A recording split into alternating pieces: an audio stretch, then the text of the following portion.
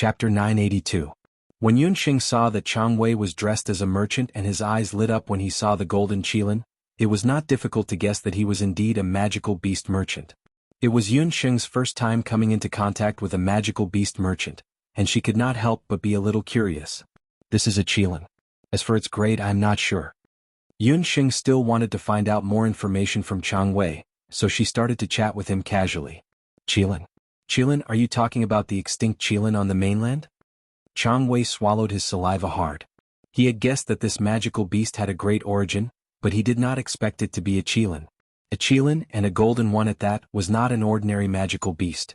In the era when Bakra orcs were still rampant on the mainland, there were many more types of magical beasts on the mainland than there were now. After the Bakra orcs were expelled, a large number of magical beasts either went extinct or were exterminated. The magical beasts on the mainland were also becoming fewer and fewer. However, in some remote mountains or some deep sea or areas that humans had not set foot on, there were still some magical beast bloodlines left behind from ancient times. Among all the magical beasts, the most powerful magical beast was recognized as the dragon race. However, the so-called dragon race did not only refer to the nine-clawed golden dragon. Even dragons were composed of many branches. The qilin was one of the most ancient of them. It was rumored that the qilin was a type of dragon magical beast, but the qilin had long gone extinct on the mainland. Who would have thought that the magical beast of this extraordinary family descendant was actually a qilin? Chang Wei stared at the golden qilin with eyes full of envy and amazement. It was indeed a qilin. Its scales were more dazzling than gold. And those lines, smoother than the strongest warhorse, and those 4 limbs, if not for the golden qilin's fierce gaze that said, "If you dare to touch it, I will eat you immediately," Chang Wei really wanted to go up and touch the golden qilin. When Chang Wei saw the expression on the golden qilin's face, Yunxing could not help but laugh. At this moment, Chang Wei was like a hungry pervert who saw a peerless naked beauty. However, the expression on the golden coin's face was very strange. It obviously hated Chang Wei. If not for Yunxing's warning look, it would have turned around proudly and walked away. Seeing Yunxing and the golden qilin staring at each other, the golden qilin was angry but did not dare to roar. Chang could tell that this qilin was very human, and that it was very wary of its master. It seemed that as long as he could convince this young master of an aristocratic family, his wishful thinking would still be successful. In order not to anger the golden qilin, Chang Wei walked to Yunxing's side and said softly, "Mister, I want to discuss something with you." "Qilin the qilin. How about 10,000 purple coins in 3 days? If not, 1 day. Lend it to him?" Yunxing did not think that Chang Wei could order the golden coin around. In fact, other than her, no one could get within 10 steps of the golden coin. Yunxing thought she had misheard. "Uncle Chang, what do you want to borrow the golden coin for?" Yunxing was suspicious. "Breeding, of course. Your magic beast looks so strong, it definitely won't be a problem for it to breed with 10 mother beasts in a day. The magic beast cubs it gives birth to will definitely be a good breed." Chang Wei's saliva flew everywhere as he spoke. Yunxing was speechless. "Breeding? 10 female beasts a day? This uncle was actually doing this kind of shady business." Ignoring Yunxing's expression, Chang Wei was still talking enthusiastically. "Little brother, where did you get this magic beast? There hasn't been a qilin on the continent for many years. When a qilin is born, it is a holy beast. If I'm not wrong, this must be a holy male qilin. This kind of qilin has good physical strength and amazing reproductive ability. I have several high-level magic beasts on hand, such as the wind lion and the glacier chalk tiger. If the golden qilin can successfully mate with them, it will definitely give birth to high-level or even saint-level magic beasts in the future." Chang Wei was ecstatic when he thought that he would soon have a large number of high-quality hybrid magic beasts. From Chang Wei's words, Yunxing heard something unusual. Although Chang Wei was a magic beast merchant, he was different from ordinary magic beast merchants. He was a magic beast merchant for the Penglai royal family. His magic beast eggs and some magic beast cubs were qualified to be directly provided to the royal family.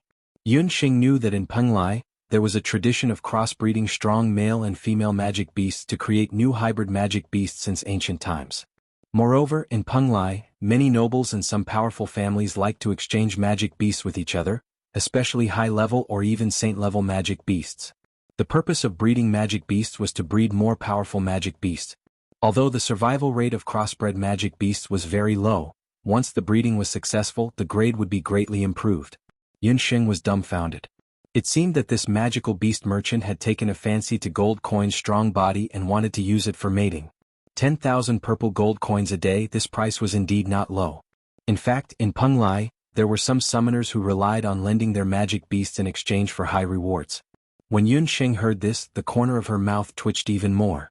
Wasn't this almost the same as a stud horse? For some reason, when she thought of lending gold coin to do this kind of thing, Yunxing had a feeling of fear in her heart.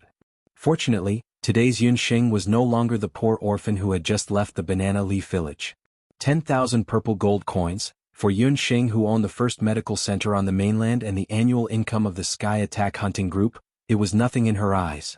I'm afraid this is not a good idea. My magic beast has a bad temper. I'm afraid it won't be willing to mate with an ordinary mother beast. Yunxing thought about it and decided to refuse Chang Wei. She smiled and secretly glanced at gold coin. This guy was squinting his golden eyes and staring at her. Hey child, having a bad temper is a big problem. Magic beasts at this age are in the estrus period. If you don't find a mother beast for it to mate, it will be very angry. Chang Wei had a look of, I know it very well. Chang Wei saw it clearly just now. The golden Kylan had a bad temper. As soon as someone approached and wanted to talk to the black-clothed child, it would glare with its golden eyes and growl to let those people retreat. When a magic beast was not facing an enemy, it would be so irritable. It must have some needs that were not satisfied in some aspect. Chang Wei boasted that he had been a magic beast businessman for decades and was very familiar with the temperament of magic beasts, especially high-level magic beasts. When they entered the estrus period, they would be very violent and easily hurt others. That reaction was exactly the same as gold coins. When Yunxing heard Chang Wei say this, she thought about how Dollar had been getting more and more bed-climbing behavior lately. She started to have doubts in her heart. Could it be that gold coin was really in the estrus period and couldn't find a suitable mother beast, so he borrowed her feelings? She basically wrote after work and at night, so it was difficult for her to publish several chapters at once. Everyone could concentrate on the night and read the day's updates all at once. Chapter 983. Yunxing shuddered. Although half of her blood was celestial fox, but not only that, but Yunxing had been with Dollar for the past few years. She had noticed that Dollar didn't like men, especially the ones that got close to her. But women were different. It didn't dislike women getting close to it. Yunxing used to think that Dollar was a lecherous Kylan who liked women. It didn't dislike other maids or women, but it didn't like their touch either. Last time, a maid just wanted to stroke its head and was roared by it. She was so scared that she couldn't sleep well for a few days. However, it didn't dislike Yunxing's intimacy. On the contrary, it enjoyed it very much. Every time Dollar got angry, Yunxing would scratch its chin a few times, and its anger would disappear. The more Yunxing thought about it, the more she felt something was wrong. She felt that Chang Wei was right. Although she and Dollar didn't have a contractual relationship, she was still its temporary master. She had to ensure its physical and mental health. Should she find a mother beast for Dollar to breed? It was bad for men to hold it for a long time. If a male beast held it for a long time, it would also affect its body. Thinking about it, Yunxing walked to Dollar. She first scratched Dollar's neck. Dollar squatted down comfortably with a lazy look. Dollar, you don't seem to be young anymore. Do you want to find a partner for you? Well, it's like finding a mother beast for you to give birth to a little Dollar. Yunxing thought she used the best tone. After hearing it, Dollar didn't respond for a long time. Seeing this, Chang Wei suddenly felt hopeful. He thought that Dollar agreed to breed. He hurriedly squeezed through the crowd and took out a book from his storage belt. That book was the Handbook of Demon Beasts that Chang Wei had accumulated over the years. The handbook included all kinds of high-level and holy-level demon beasts in Penglai and the mainland. Not only were there pictures in the manual, but there were also information about the bloodlines, owners, ages, heights, and fur colors of the various magical beasts.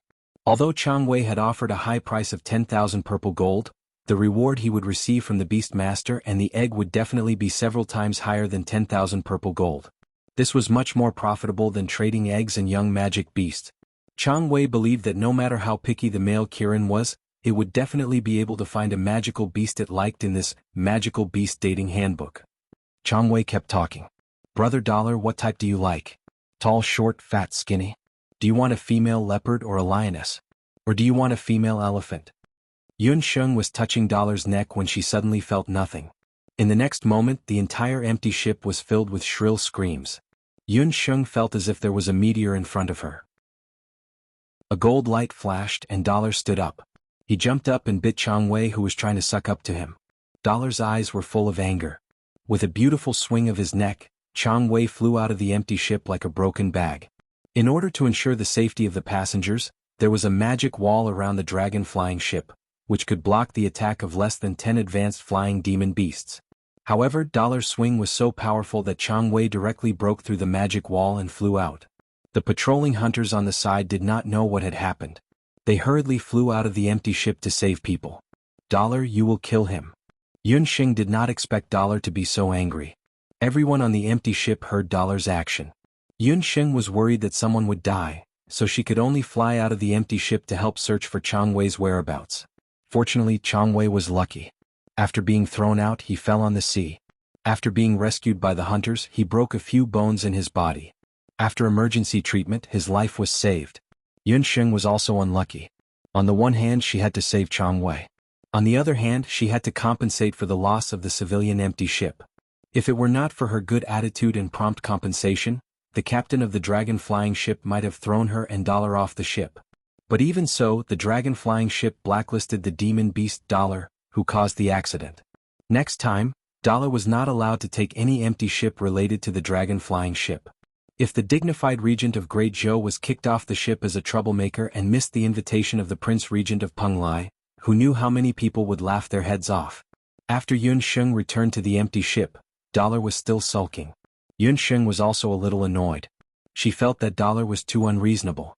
If he wanted it, he would take it. If he did not want it, he would not be forced to mate.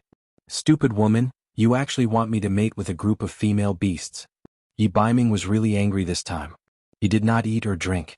For the next few hours he ignored Yunxing. Yunxing could feel a strong sense of resentment from its body. This time he seemed to be really angry. He directly faced Yunxing with his butt and lay in the cabin. After playing with the sheep, he saw that both of them were angry. He went forward and asked. Only then did he know that such an episode had happened. Bo Bo Puff mating Dollar wants to mate? The sheep still wanted to see the world in chaos and jumped up and down. If his little master knew that Dollar was the Kirin boy, he really did not know what expression she would show. Bo Bo, don't pester him. Dollar is too temperamental, Yunxing said angrily. Dear Master Bo Bo, don't be angry. Being angry will make you old and ugly. Dollar just doesn't like him. You can just throw him to someone else. Besides, Dollar already has someone he likes. Because the Kirin boy did not allow the sheep to reveal his identity, the sheep could only try hard to hint to Yunxing. His master was so smart that she would definitely understand what he meant. Even if the Kirin boy had changed his appearance now, he still circled around his master every day. The way he looked at his master was enough to melt a large piece of purple gold ore. His master should have noticed it. Wait a minute. Are you saying Dollar has a female beast he likes? Yunxing tilted her head and thought for a moment. Could it be a demon beast under her own demon beast? Yunxing thought for a moment and walked in front of the Kirin. Dollar, you don't have a crush on the Night Demon Queen, do you? Yunxing thought about it and felt that among all the magical beasts, the one that was most in line with Dollar's aesthetic taste should be the Night Demon Queen, who was more enchanting than a human. The kissing sheep, which was still fluttering in the air, suddenly fell from midair. The sheep groaned weakly. Well, his master was really stupid in some ways. There was no cure for it. Chapter 984. The Stupid Woman. If she didn't give him to someone else, she wouldn't feel good, right? It would have been better if Yunxing hadn't asked. Her question was like adding oil to the fire. Dollar snorted loudly and completely ignored Yunxing. Yunxing was rebuffed for no reason and became even more depressed. Dollar didn't make up with Yunxing, and Yunxing couldn't bring herself to make up with it. In the middle of the night, Yunxing still had a belly full of anger and fell asleep. As she slept, she dreamed of Yi Baiming. Red shadows flickered and everywhere was a red fire. Vaguely it was back to the day when Yi Baiming took off her veil. His face was still red from being drunk, and his lips were curled into a naughty smile. His handsome features were reflected in Yunxing's eyes. His gray eyes were a little drunk, filled with joy and confusion. His lips gently fell on her body, and she felt her body heating up little by little. But suddenly Yi Baiming's face turned into the face of the black Qilin. It opened its bloody mouth and bit Yunxing's neck. Not knowing whether it was because of the pain or the pain of the wound, Yunxing screamed in her sleep. Just as Yunxing thought that she would die under the black Qilin's mouth, A deafening roar sounded in her ears. A golden light flashed and Dollar descended from the sky like a god of war. He bit the black Qilin and started fighting with it. Yunxing wanted to stop the two Qilins, but she couldn't even make a sound from her throat. In the end, Dollar and the black Qilin disappeared together. Yunxing woke up with a start. She felt that her cheeks were wet. It turned out that there were a few drops of tears in the corner of her eyes. She didn't know if it was because of uneasiness or sadness. Yunxing reached out to wipe the tears from the corners of her eyes. She felt something soft in her hand. She looked back and found that Dollar was lying beside her without her knowing. Tonight it was very quiet. It lay on its side beside Yunxing. His golden eyes shone in the night. When it saw the tears in the corners of Yunxing's eyes, it stuck out its tongue and licked Yunxing's tears clean. Dollar's tongue was soft and the taste buds on his tongue tickled Yunxing's face. The sadness in the dream seemed to have dissipated all at once. Yunxing recalled what happened during the day and what Baby Sheep said. She suddenly felt a little guilty. She looked up and her bright face was filled with guilt. She tried to wrap her arms around Dollar's neck. Yunxing's voice was as small as a mosquito's. She said, "I'm sorry, Dollar. I was wrong and I won't give you to anyone else in the future." A faint shyness appeared on her face. Even in the dark night, it could be seen clearly. Because she had just woken up, Yunxing's voice was still a little coquettish. On her delicate face, her black eyes were like the best black jade, shining brightly. At this time she didn't look like the regent of Great Zhou, nor did she look indifferent as a doctor. Instead, she looked like a little girl who was acting coquettishly after quarreling with her lover. Yi Baiming had never seen Yunxing like this. Yi Baiming had been full of resentment, but in the middle of the night, he couldn't help but miss Yunxing's soft and fragrant body. He still quietly climbed onto the bed and saw that Yunxing was still curled up into a small ball as usual, leaving an empty space for her. The resentment from before had all disappeared in an instant. Yi Baiming knew that he had fallen for Yunxing for the rest of his life. This little woman, no matter if she was unreasonable or gentle, she could completely subdue him. At this moment he suddenly heard Yunxing crying the name, Night Fox. His heart ached as if it had been struck by lightning. Forget it. This woman was born slow when it came to relationships. Yi Baiming stared at Yunxing's face. There was still some fear on her bright face. Did she apologize just now? This woman had always been vicious and this was the first time she had ever apologized in such a tone. However, what did she do wrong? She wasn't the one at fault. He was the one who hid his identity. Yi Baiming's throat rolled. He had a strong urge to tell Yunxing that he was Yi Baiming. A silent warmth was transmitted between the man and beast. Yunxing stared at the golden Qilin. Suddenly a thought flashed through her mind. The face of the black Qilin in the dream overlapped and intertwined with Dollar's face. Her black eyes darkened as she suddenly thought of something. What Dollar did every day, reading memorials, climbing on the bed and getting angry for no reason earlier. Could it be, Dollar? Are you? The hand around Yunxing's neck tightened a little. Just as she was about to ask, the bed suddenly shook violently. Yunxing's body tilted and she almost rolled to the ground. Fortunately, Dollar reacted quickly and hugged Yunxing and rolled on the ground. What's going on? Yunxing felt that the entire ship seemed to have hit something. The hull shook violently. This collision woke up everyone on the ship. There was a commotion. Then they heard hunters and crew members shouting outside. Everyone gather on the deck immediately. There might be a sea beast attack. Sea beast? Yunxing was even more surprised. The golden Qilin's expression also became vigilant. Penglai was located in the far southeastern sea of the mainland. It took many days of sailing. It was said that some sea beasts did appear on the sea. However, even if they encountered sea beasts, they would only be on the ship. The dragon-flying ship was flying at an altitude of more than 1,000 meters. It had never encountered a sea beast before. What kind of sea beast had the ability to threaten the ship at an altitude of 1,000 meters? Yunxing felt strange. But at this time the ship had stopped flying. It was as if it had fallen into a quagmire. The hull swayed from side to side, making squeaking sounds. Knowing that the situation was wrong, Yunxing no longer hesitated. She picked up her magic scepter and sat on Dollar's back. Yunxing grabbed the sleeping baby sheep and rushed to the deck. She found that the third deck was already filled with people inside and outside. 2 magic waterfalls appeared on both sides of the ship. The waterfalls were connected to the sky and the ground, blocking the ship's way forward and backward. Some people had just woken up from their sleep. Their faces were still filled with fear and uneasiness. Yunxing even saw Chang Wei. He was still wrapped up and squeezed at the bow of the ship, trying to look down and see what was on the sea. There were too many people at the bow. It was difficult to squeeze in. The golden qilin did not need Yunsheng's command. Its 4 powerful limbs rose into the air steadily with Yunsheng. It was convenient for Yunsheng to check the bottom of the ship. Chapter 985. Yunsheng sat on the back of the golden qilin and quickly rose into the air to see the situation clearly. Almost at the same time, 3 to 4 figures rose from the empty ship. They were 2 sky-level magicians and 2 warrior saint-level warriors. These people were dressed as hunters. Yunsheng was secretly shocked. She did not notice that there were a few experts hidden on this empty ship. How could an ordinary airship guard afford to hire such an expert? It seemed that this flying dragon ship was not like what she knew before. It was just a civilian empty ship. How could it be worthy of such level of guards? There must be something strange. There must be something hidden on this empty ship. Yunsheng paid attention to the 4 people, and the 4 people also paid attention to Yunsheng. Yunsheng was not afraid of their probing. After all, she had the Night Demon Queen's disguise. Ordinary people would not be able to see her true strength.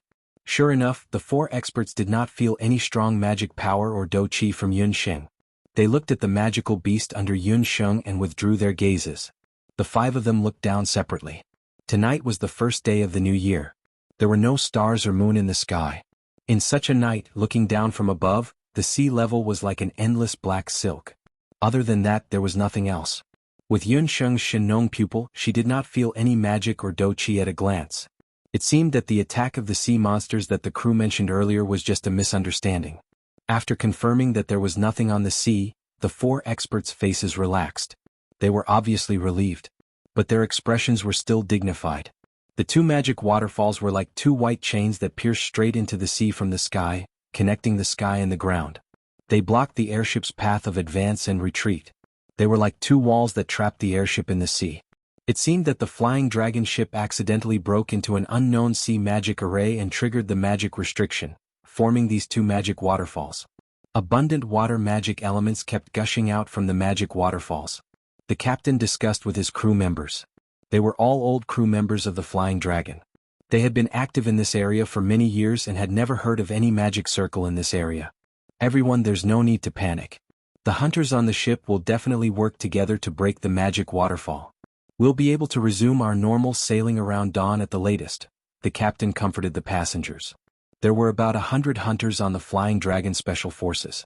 It seemed like they had hired a medium-sized hunting group. After a discussion between the captain and the hunting squad, the 2 martial saints were the first to walk out. Behind them were 30 strong, brawny hunters, whose fists were the size of bowls, and whose foreheads were plump, who were obviously good at fighting. Immediately afterwards, the 2 sky mages also walked out. Behind them, there was also a team of mage hunters whose skills were not below that of master mages.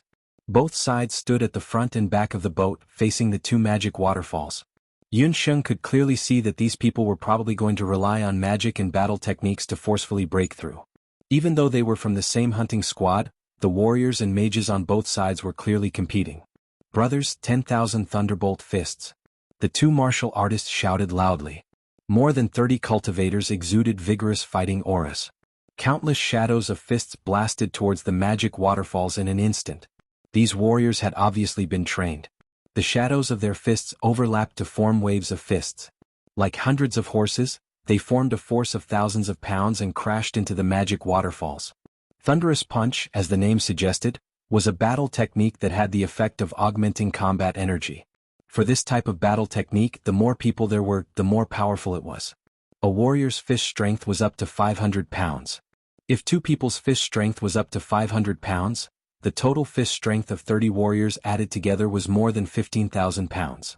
With such strength, not to mention a magic waterfall, even a stone wall could be easily broken. However, what surprised everyone was that the fist strength, which was as strong as 10,000 horses galloping, immediately collapsed when it collided with the magic waterfalls. The fist strength did not even cause a splash, let alone break the magic waterfalls. Yunsheng secretly shook her head. The water element was originally the element with the strongest flexibility among the 4 major elements. Like water, it could almost block all strong and fierce attacks. Seeing that the 30 warriors did not succeed in breaking the magic waterfalls, the 2 sky mages still had some contempt on their faces. Warriors were warriors. All of them were muscular and did not use their brains. How could a magic waterfall be broken by strong and fierce battle techniques? Everyone listened to my orders. Get into formation. The two sky mages walked forward. The mages began chanting at the same time. Bang bang bang. Just like a well-trained archer, the moment the magic chanting ended, in the nearby air, yellow ripples of magic elements appeared. Like red tasseled spears, the ground spikes pierced through the magic waterfalls. The magic waterfalls were pierced through and water splashed everywhere like broken jade. Immediately, dozens of holes appeared on the waterfalls. The entire magic waterfall seemed to be about to collapse at any time. For a moment, the magic water elements were in chaos. Among the four elements of nature, there was a saying that they reinforced and countered each other. For example, fire magic was naturally at a disadvantage against water magic. Different situations call for different measures. Water-type magic was naturally at a disadvantage when it came to earth-type magic. These mages were obviously dead set on this point, and used earth spikes to forcefully break through. Mages are still the best. On the deck, the passengers were overjoyed and cheered when they saw the magic waterfalls on the verge of collapse. But Yun Xing was not too happy. She stared at the holes made by the ground spikes. Her pupils constricted and turned golden. What others couldn't see, she could see clearly.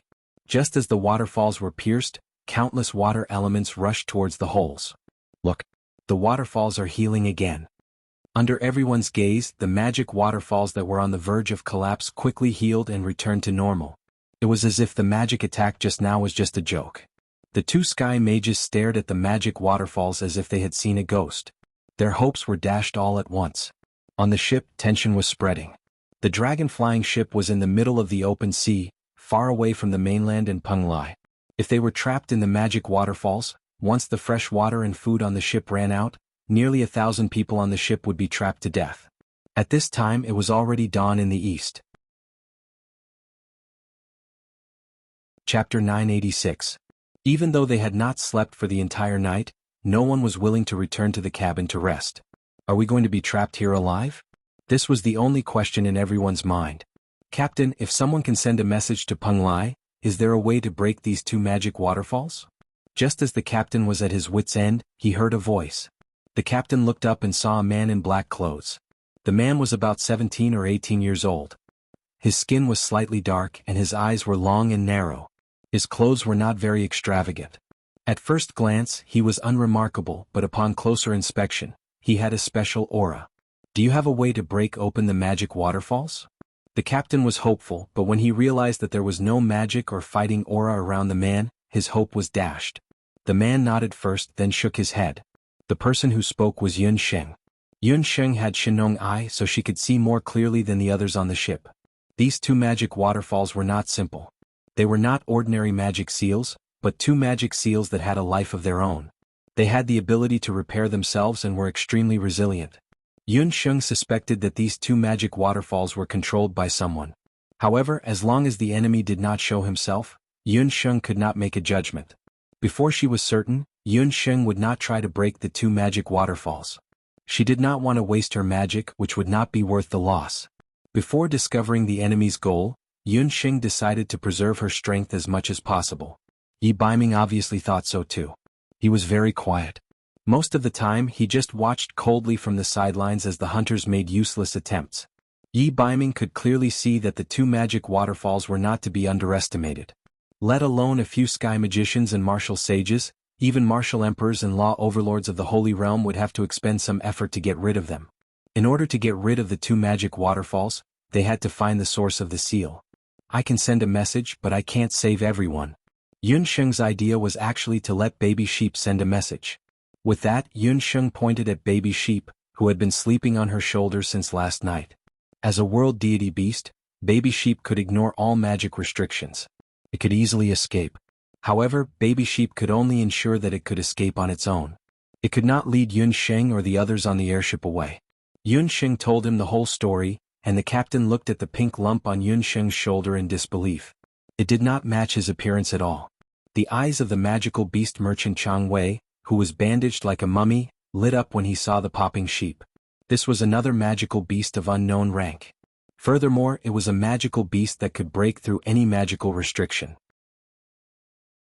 Judging from the color of its fur, it was pink.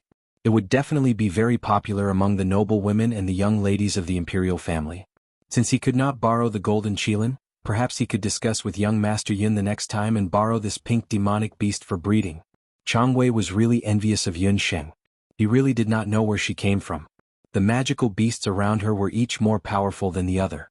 Popping Sheep suddenly felt a gaze that harbored ill intentions. It shivered and its black bean-sized eyes immediately widened as it looked around vigilantly. The captain then saw Baby Sheep's appearance clearly. This magical beast that did not seem to have any lethality, could it really break through the magic waterfall that even Sky Magician level experts could not break through? Baby Sheep was very smart. It immediately sensed the deep disbelief in the captain's eyes. Ignorant humans, how dare you look down on this world deity? Flo. No, this world deity wanted them to prostrate themselves in admiration. Baby Sheep proudly passed through the magic waterfall with a swoosh sound. Before the captain could react, that pink little body, like a magic trick, passed through the waterfall with a swoosh sound and landed on Yun Sheng's shoulder. During the whole process, Baby Sheep did not even get its fur wet. Only then did the captain believe it. He was very excited.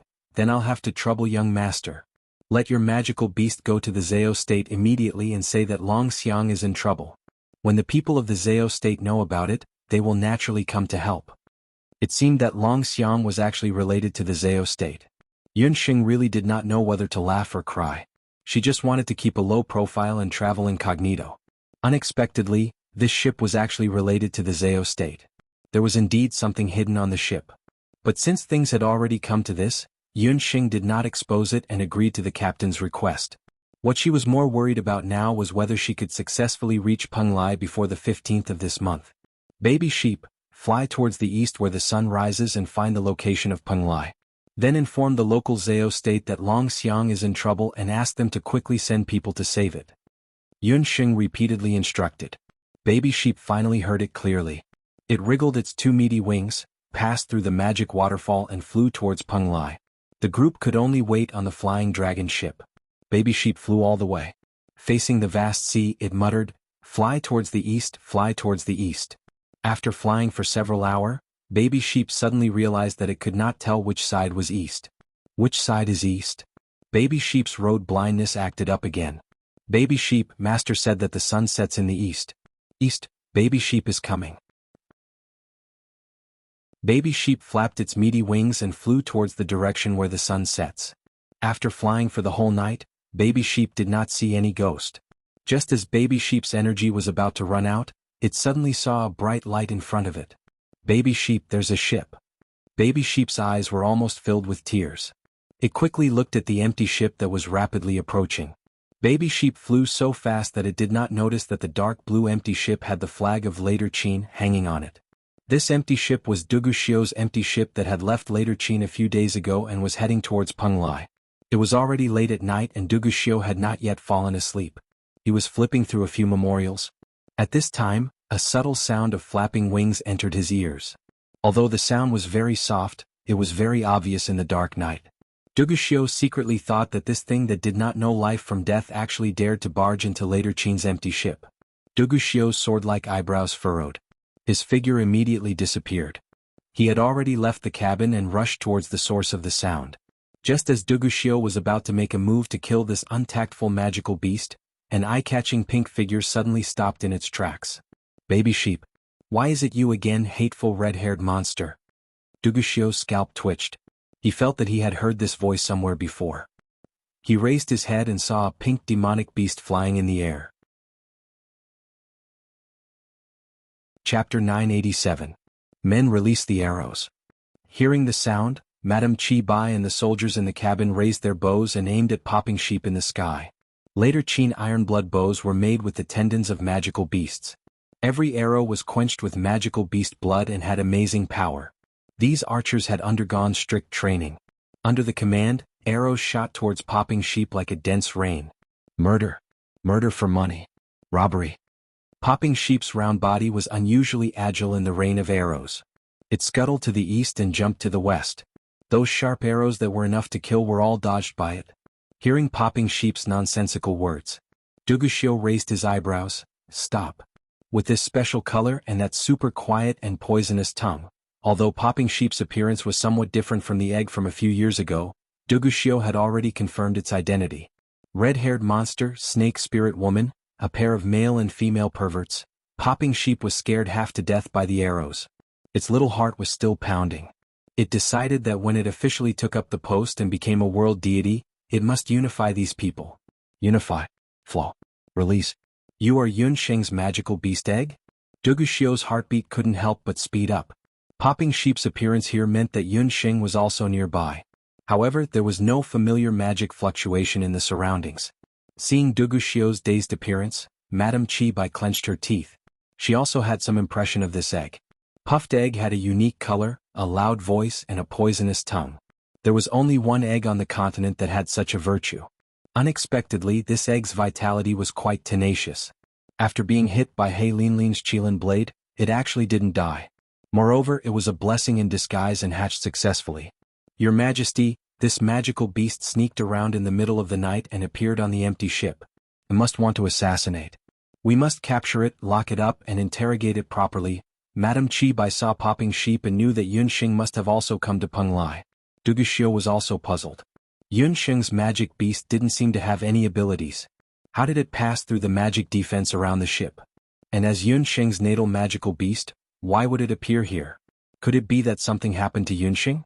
Ba, you snake spirit, which eye of yours saw this world deity sneaking in? The sky is so big, is it all yours? This world deity wants to go to Peng Lai. Bobo Sheep spat a few times. Go to Peng Lai?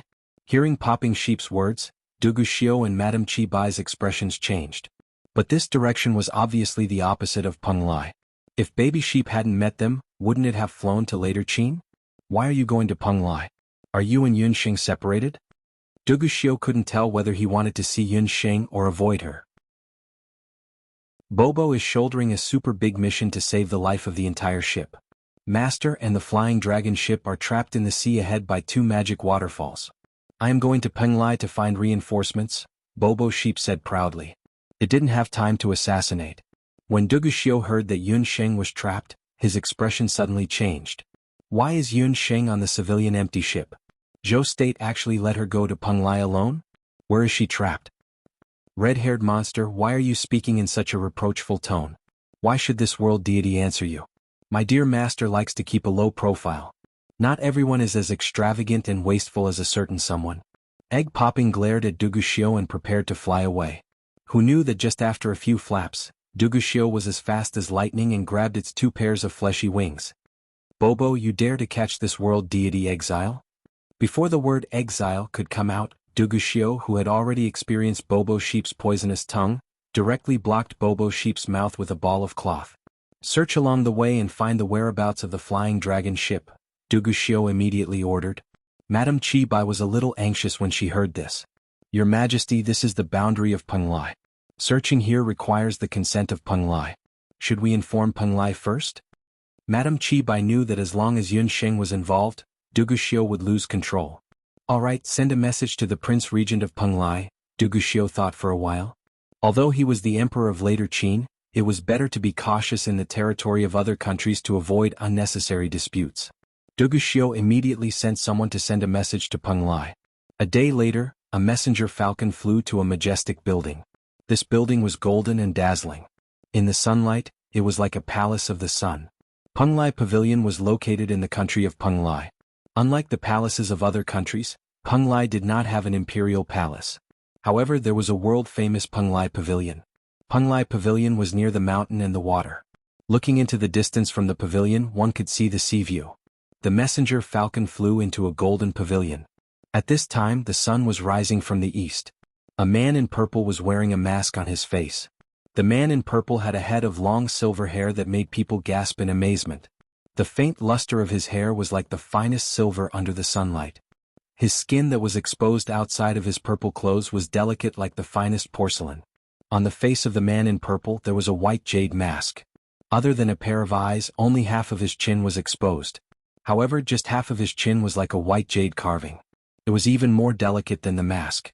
However, other than this, nothing else could be seen. The man was reviewing a memorial in his hand. When he heard the messenger falcon's cry, he raised his head. The man raised his hand. The messenger falcon flapped its wings and landed on his hand. The messenger falcon was a powerful flying magical beast. However, in the hands of this man, it was very docile. The dragon flying ship is in danger.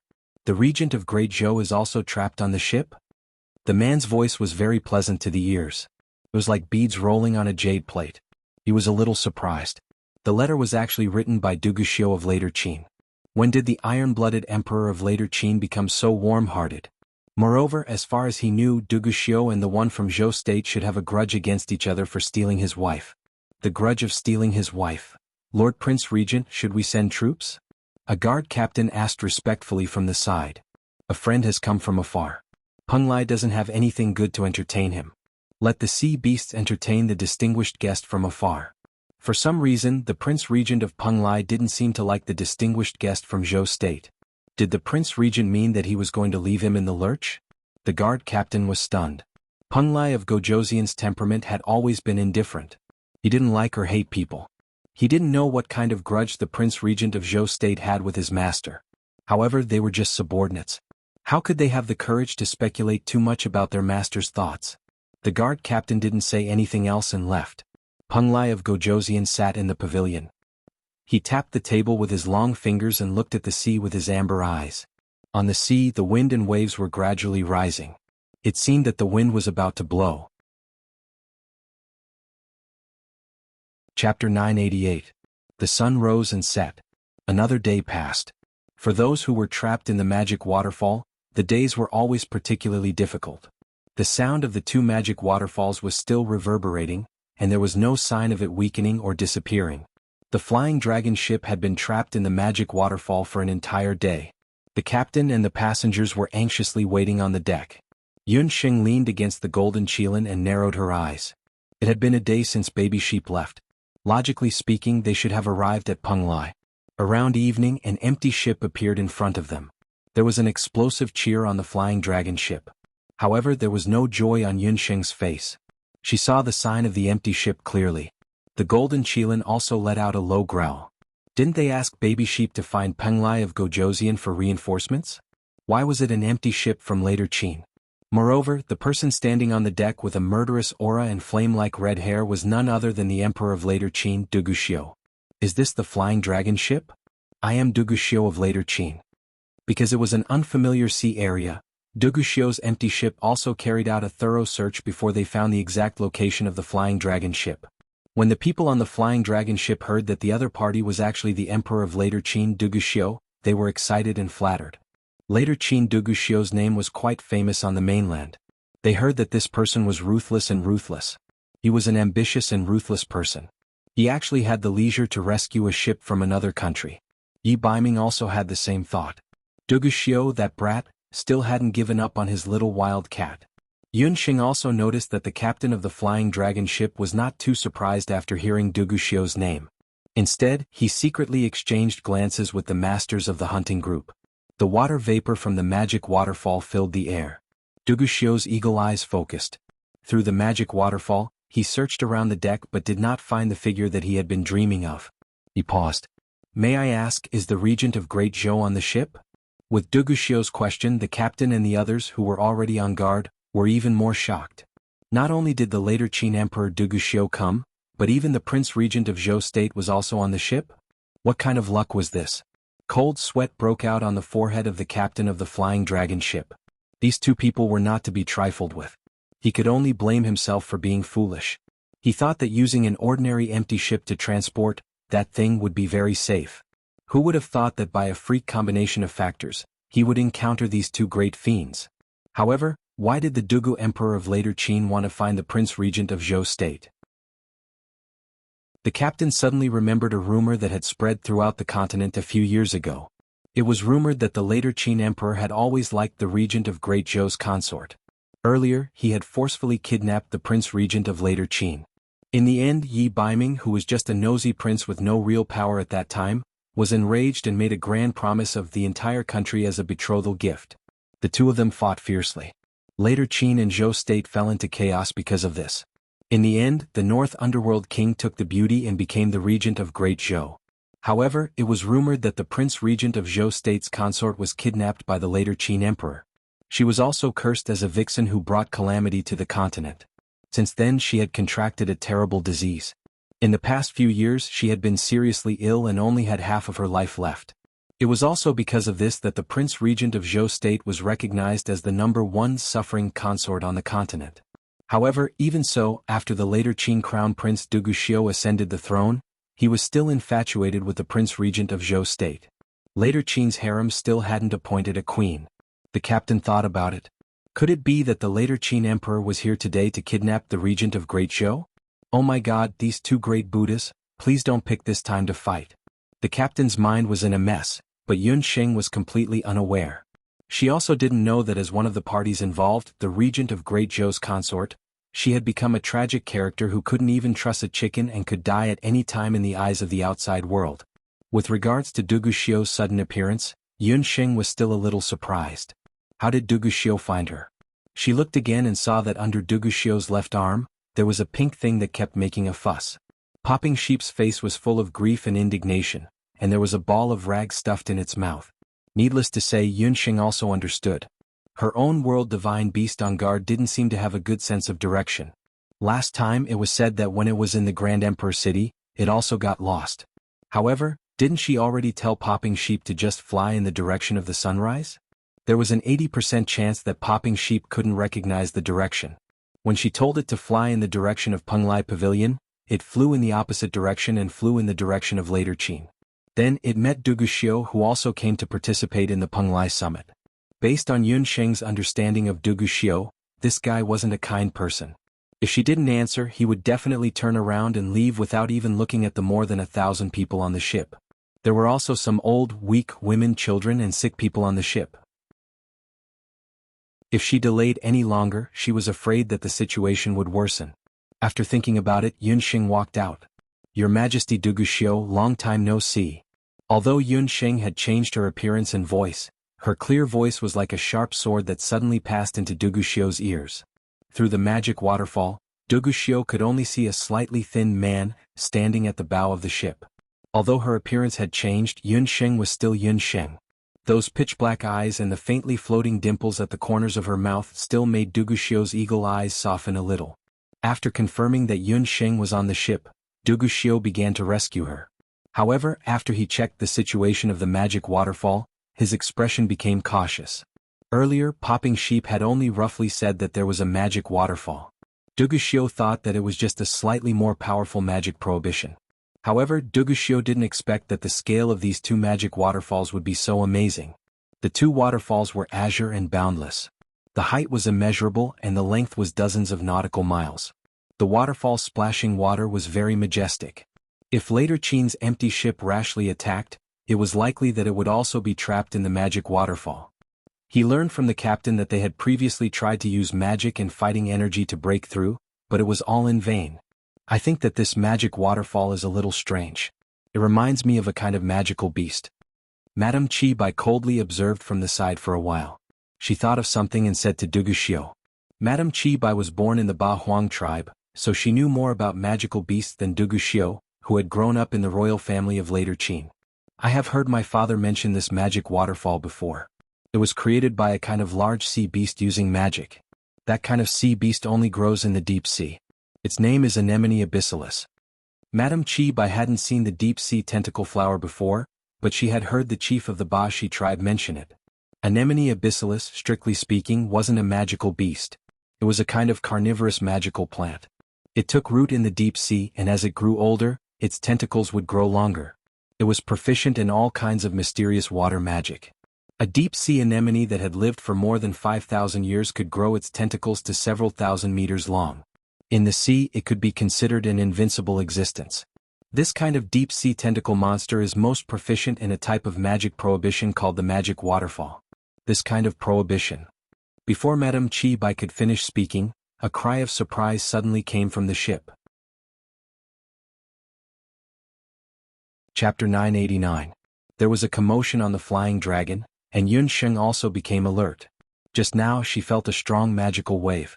That wave came from the power of the magic waterfall. That magical wave was not normal, and it was faintly mixed with a terrifying dark magical power. How could there be a large dark magical beast in the waters of Penglai? After the magical wave appeared, the two magic waterfalls moved. They kept compressing, desperately compressing as if they were going to flatten the empty ship. What was more frightening was that when the magic waterfalls were compressing, many gray tentacle-like things that were half a meter thick extended out from the magic waterfalls. The tentacles easily penetrated the magic defense around the flying dragon as if they were piercing through a layer of paper. They wrapped around the bow and stern of the flying dragon and tore it apart. Seeing this, the captain immediately ordered the hunters on the ship to go forward and attack with combat skills or magic attacks. However, the tentacle completely ignored all of that. But the hunters' attacks obviously angered the tentacle monster. With the power of the waterfalls, there was a roar like that of a ferocious beast, and water splashed everywhere. Poof, poof, poof. More tentacles came out from the magic waterfalls. One of the tentacles aimed at a hunter and pierced through his chest. The hunter's body quickly withered as if the air was sucked out of his body. Soon, only a piece of human skin was left. After the tentacles sucked human flesh and blood, they immediately grew barb-like thorns on the surface. The tentacles succeeded in one move and killed a few more people in succession. The magic waterfalls also changed color. The originally clear magic waterfalls became blood red as the tentacles killed many people in succession. The empty ship was already in a mess. The ordinary passengers only knew how to escape in all directions. They tried to get back into the cabin. The captain ordered the hunters to kill the tentacles, and on the other hand he had to stop the panicking passengers. There were many people on the ship. At this time, the ship had already begun to shake violently due to the panic. If this continued, not only would they be killed by the tentacle monster, the ship would also capsize due to the imbalance. Outside the magic waterfall, Wuxia's expression changed slightly.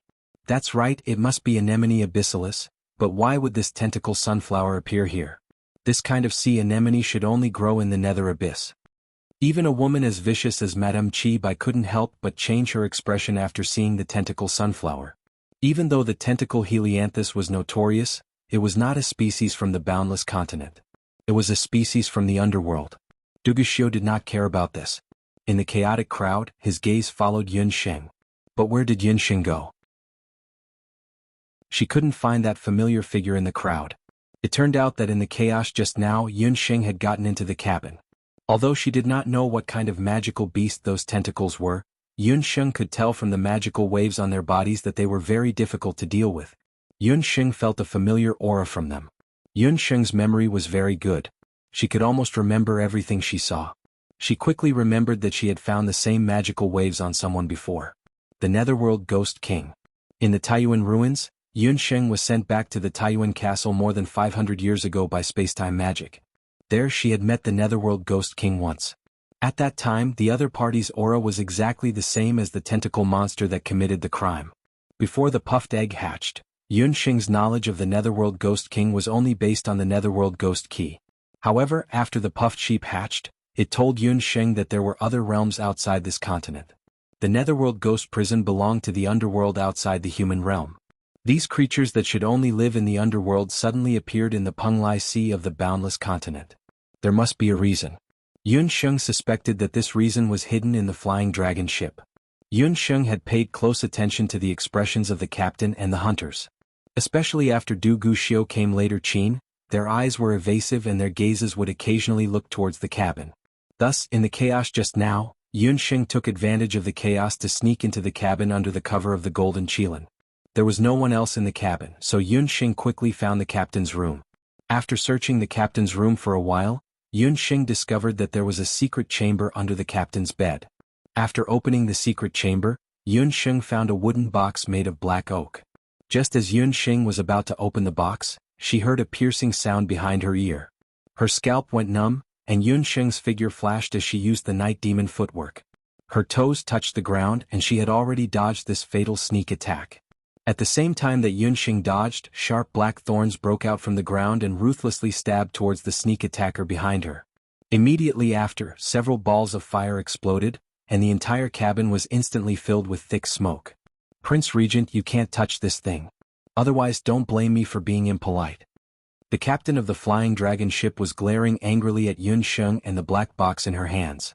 His knee had already been injured by Yun Sheng's black thorns, and there was a wound on his knee. The captain of the flying dragon ship obviously still had some reservations about the regent of Great Zhou. After all, everyone on the continent knew that the regent of Great Zhou was the youngest martial emperor on the continent. However, no one expected that the prince regent was also a sorcerer. "You're not the captain of the flying dragon ship. Tell me what's in this box." The box wasn't heavy, and Yun Sheng tried to use her sorcery to penetrate it. However, there was obviously a magic restriction outside the box, and Yun Sheng couldn't see clearly what was inside at that moment. "Prince Regent, you're an honored guest of Peng Lai, but there are some things that you shouldn't know. Otherwise, even if you're a martial emperor, you won't be able to escape death." The captain of the flying dragon ship smiled proudly. He abruptly tore open his outer robe, revealing the robe underneath. He wasn't wearing a sorcerer's robe or a warrior's robe, but a summoner's robe. Yun Sheng had seen a similar robe on the summoner Bing Ling at the Wandong gambling house before. However, in comparison, this summoner's robe was obviously of a higher level. It was crimson in color. In Yun Sheng's mind, the hierarchy of the Zhao state quickly appeared. In the Zhao state, only the cardinal could wear a crimson summoner's robe.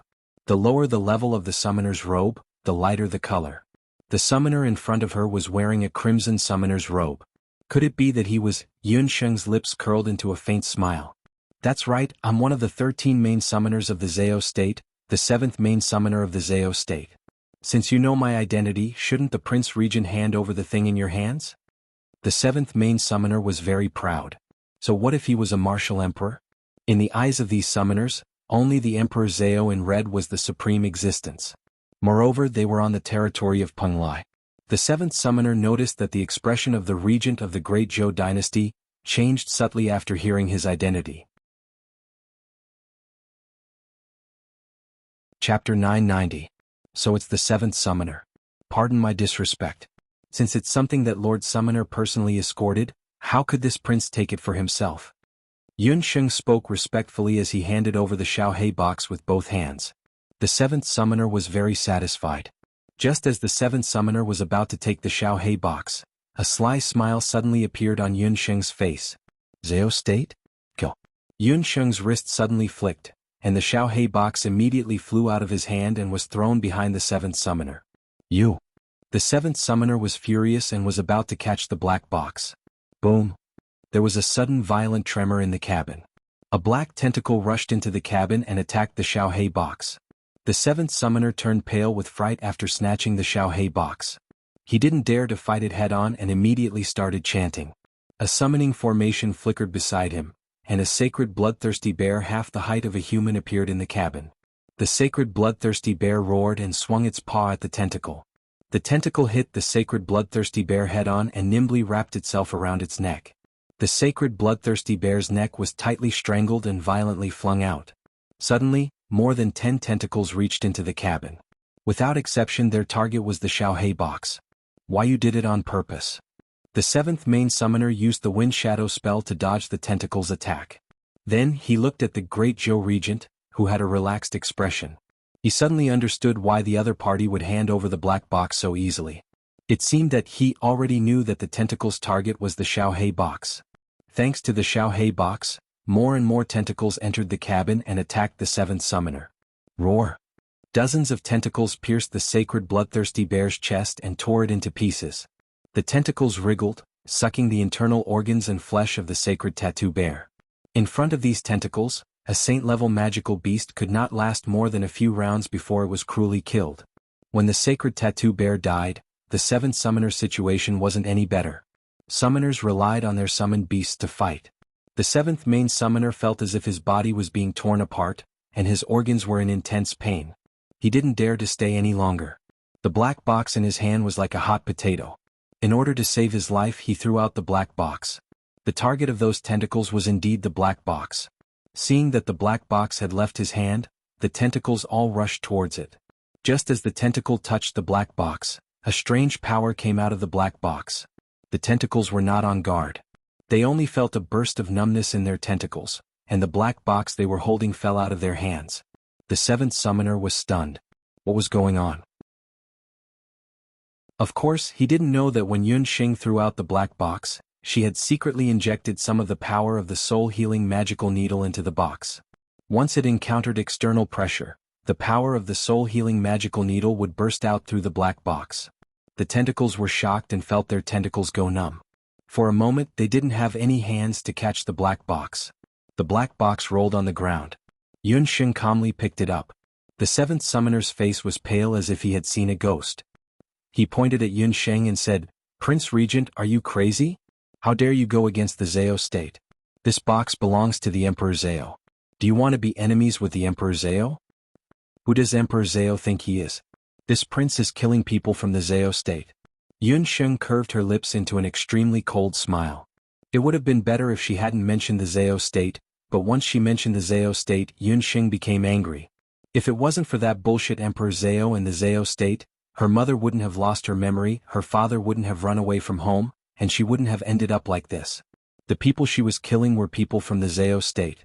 As she spoke, the tentacles that were temporarily numbed by the soul-healing magical needle gradually regained their senses. Yun Xing bent her body like a bow. She bent her long legs and jumped back like a springboard. She directly pierced through the cabin and broke through the air. Men killed the regent of Great Zhou. The seventh summoner had lost a summoned beast and was heavily injured.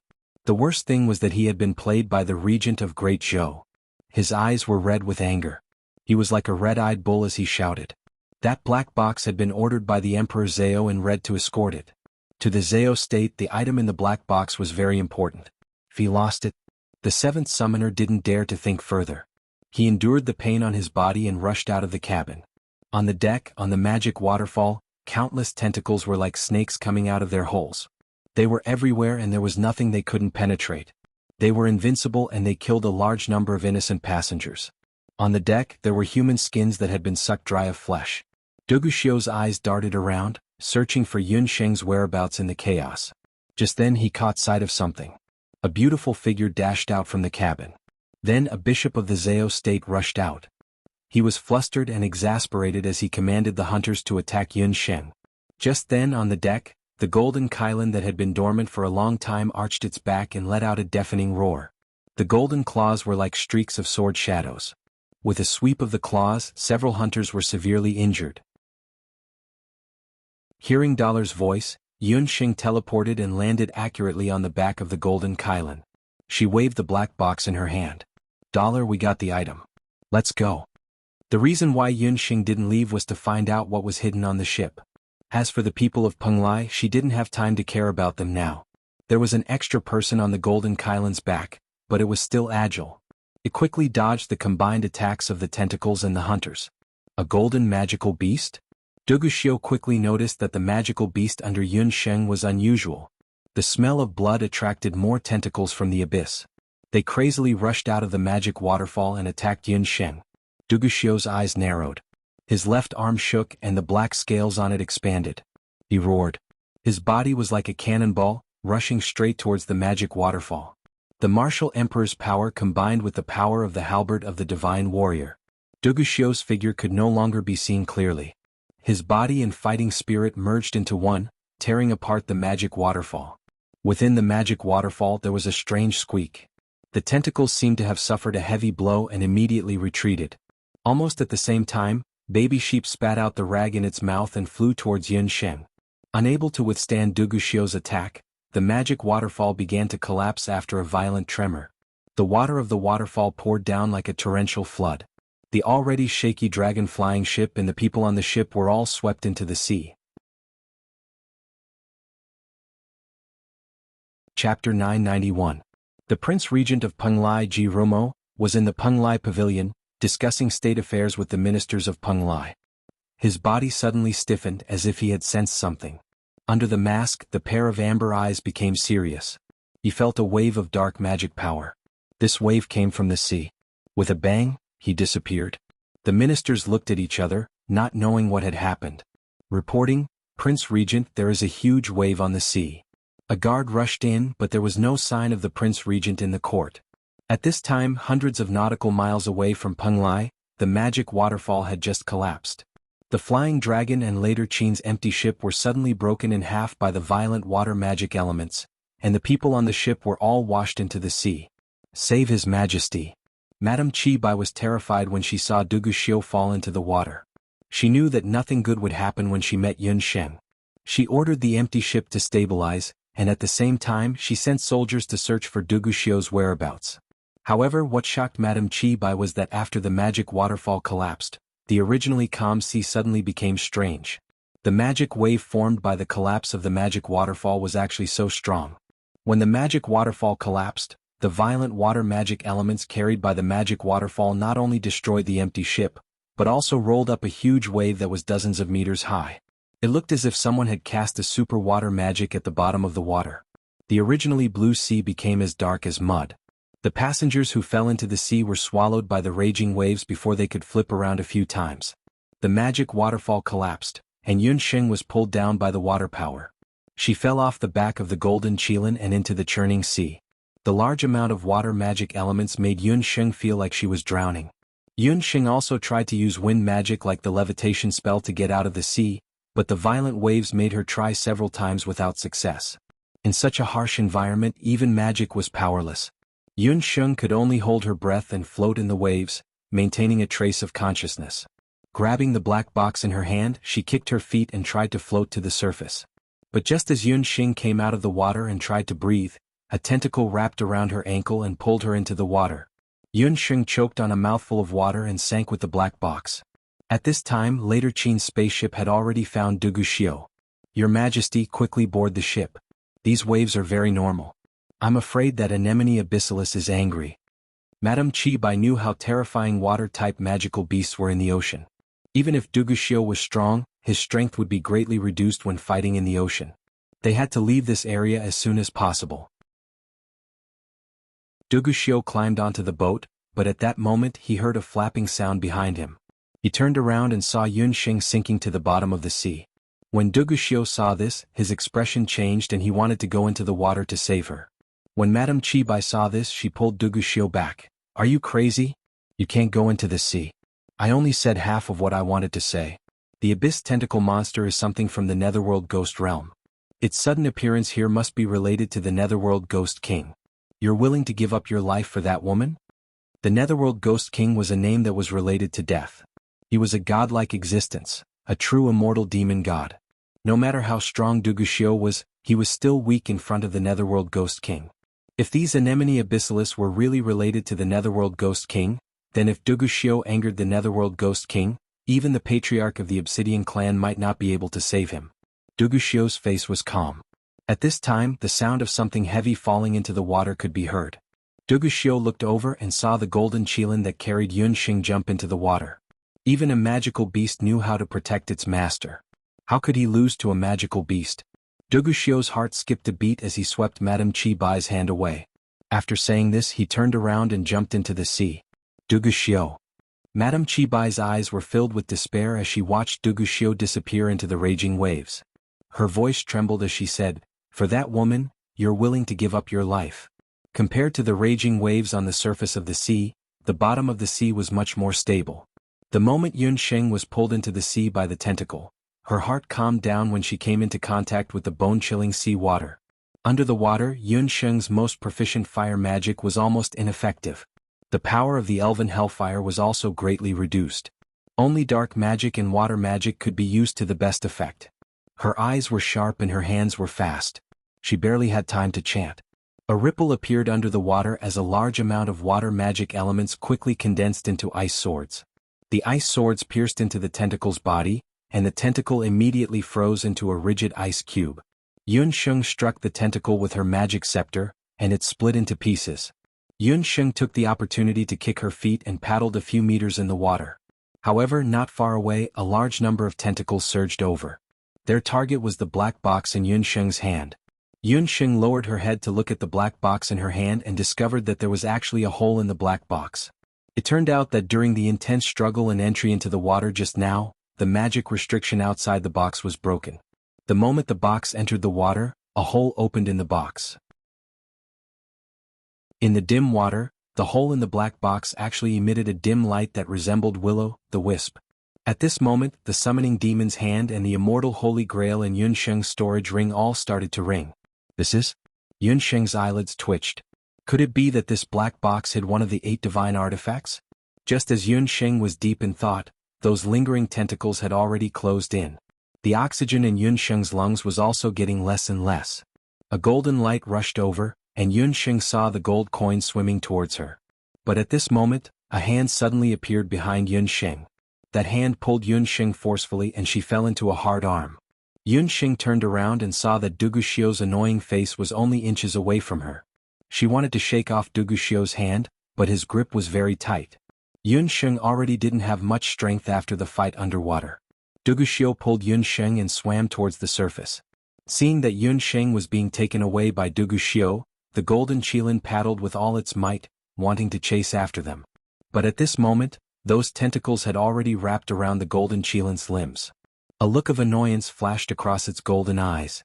A light flashed on the golden qilin's right arm, and the bottom of the water lit up. Chapter 992. Seeing Dollar being swallowed by the countless tentacles, Yun Xing was very anxious. After coming out of the water and taking a breath of fresh air, she shook off Du Guxiu and wanted to go back to the bottom of the sea to save Dollar. Do you want to die? It's just a magical beast. Du Guxiu was very angry. This stupid woman, he had spent so much effort to save her, but she still wanted to die. Surrounded by so many abyss tentacles that qilin was dead. Yun Xing had many magical beasts under her command, so what if one died? In the sea, a large number of tentacle anemones had appeared. They attacked everyone they saw, so they had to leave this sea area as soon as possible. Dollar is not an ordinary magical beast. Yun Xing's face was red with anger. Du Guxiu was startled. Yun Xing was also shocked when she heard this. It turned out that unknowingly in her heart, Dollar was not just a magical beast. Just now, it must have been very sad to throw Dollar away. Yun Xing's face was pale, her black hair stuck to her face, and her body trembled slightly. Tisk, so annoying. You stay up here, I'll go down. Du Guxiu refused to let Yun Xing go down. He gritted his teeth and prepared to go back again to save that magical beast. He really owed this woman in his previous life. Not only did he have to care about her life and death, but he also had to care about her magical beast. He was about to become a nanny. Under the sea, there was a terrible fluctuation, and countless waves gushed out from the bottom of the sea. It felt as if there was a big explosion at the bottom of the sea. Blood instantly dyed the sea area red, and tentacles floated out of the water. The cut of each tentacle was neat and uniform, as if it was split open by a sharp blade. Du Guxiu's face suddenly changed. Could it be that the magical beast was actually, just as Du Guxiu was pondering, a golden light rushed out of the sea like an arrow. A golden qilin rippling with water swept past Du Guxiu with a whoosh. Du Guxiu was hit by the airflow and was knocked back dozens of meters. It was not easy for him to stabilize his body. On the other hand, Yun Xing had already landed steadily on the back of the qilin. Dollar, are you okay? The ecstasy of regaining what she had lost made Yun Xing lose control. She could not help but hug Dollar and kiss him on the neck. Feeling the softness on his neck, the golden qilin under him stiffened and a suspicious blush appeared on his face. Du Guxiu's expression turned even worse. Was he seeing things? That magical beast was actually so intimate with Yun Xing. Looking at Yun Xing's expression just now, he had never seen such a happy expression on Yun Xing's face. A large number of anemone abyssalis tentacles were floating around him. Du Guxiu casually picked one up and tugged at it. He discovered that the tenacity of the tentacle sunflower was very high. Ordinary blades and battle chi were unable to cut it. How did this magical beast kill so many tentacle helianthus in an instant? This qilin wasn't simple. Because of Dollar's fight, the tentacle sunflowers had obviously been severely damaged. The sea surface, which was originally surging with angry waves, had quieted down a lot. 2 people and 1 beast, one sinking and one floating on the sea surface. At this time there was a shout in the sky. The empty ship of Later Qin slowly descended. After discovering Du Guxiu's figure, Madame Qi Bai hurriedly ordered people to save him. Although he was extremely unwilling to save Yun Xing as soon as Du Guxiu boarded the ship, he ordered Madame Qi Bai to save Yun Xing and the golden qilin as well. The seawater is wet and cold. Wipe him first. Madame Qi Bai glared at Yun Xing and diligently took a blanket to wipe Du Guxiu. Although Yun Xing had disguised herself, Madame Qi Bai knew that this Prince Regent of Zhou State was Yun Xing in disguise just by looking at Du Guxiu's disregard for her. After Du Guxiu took the blanket, he handed it to Yun Xing without saying a word.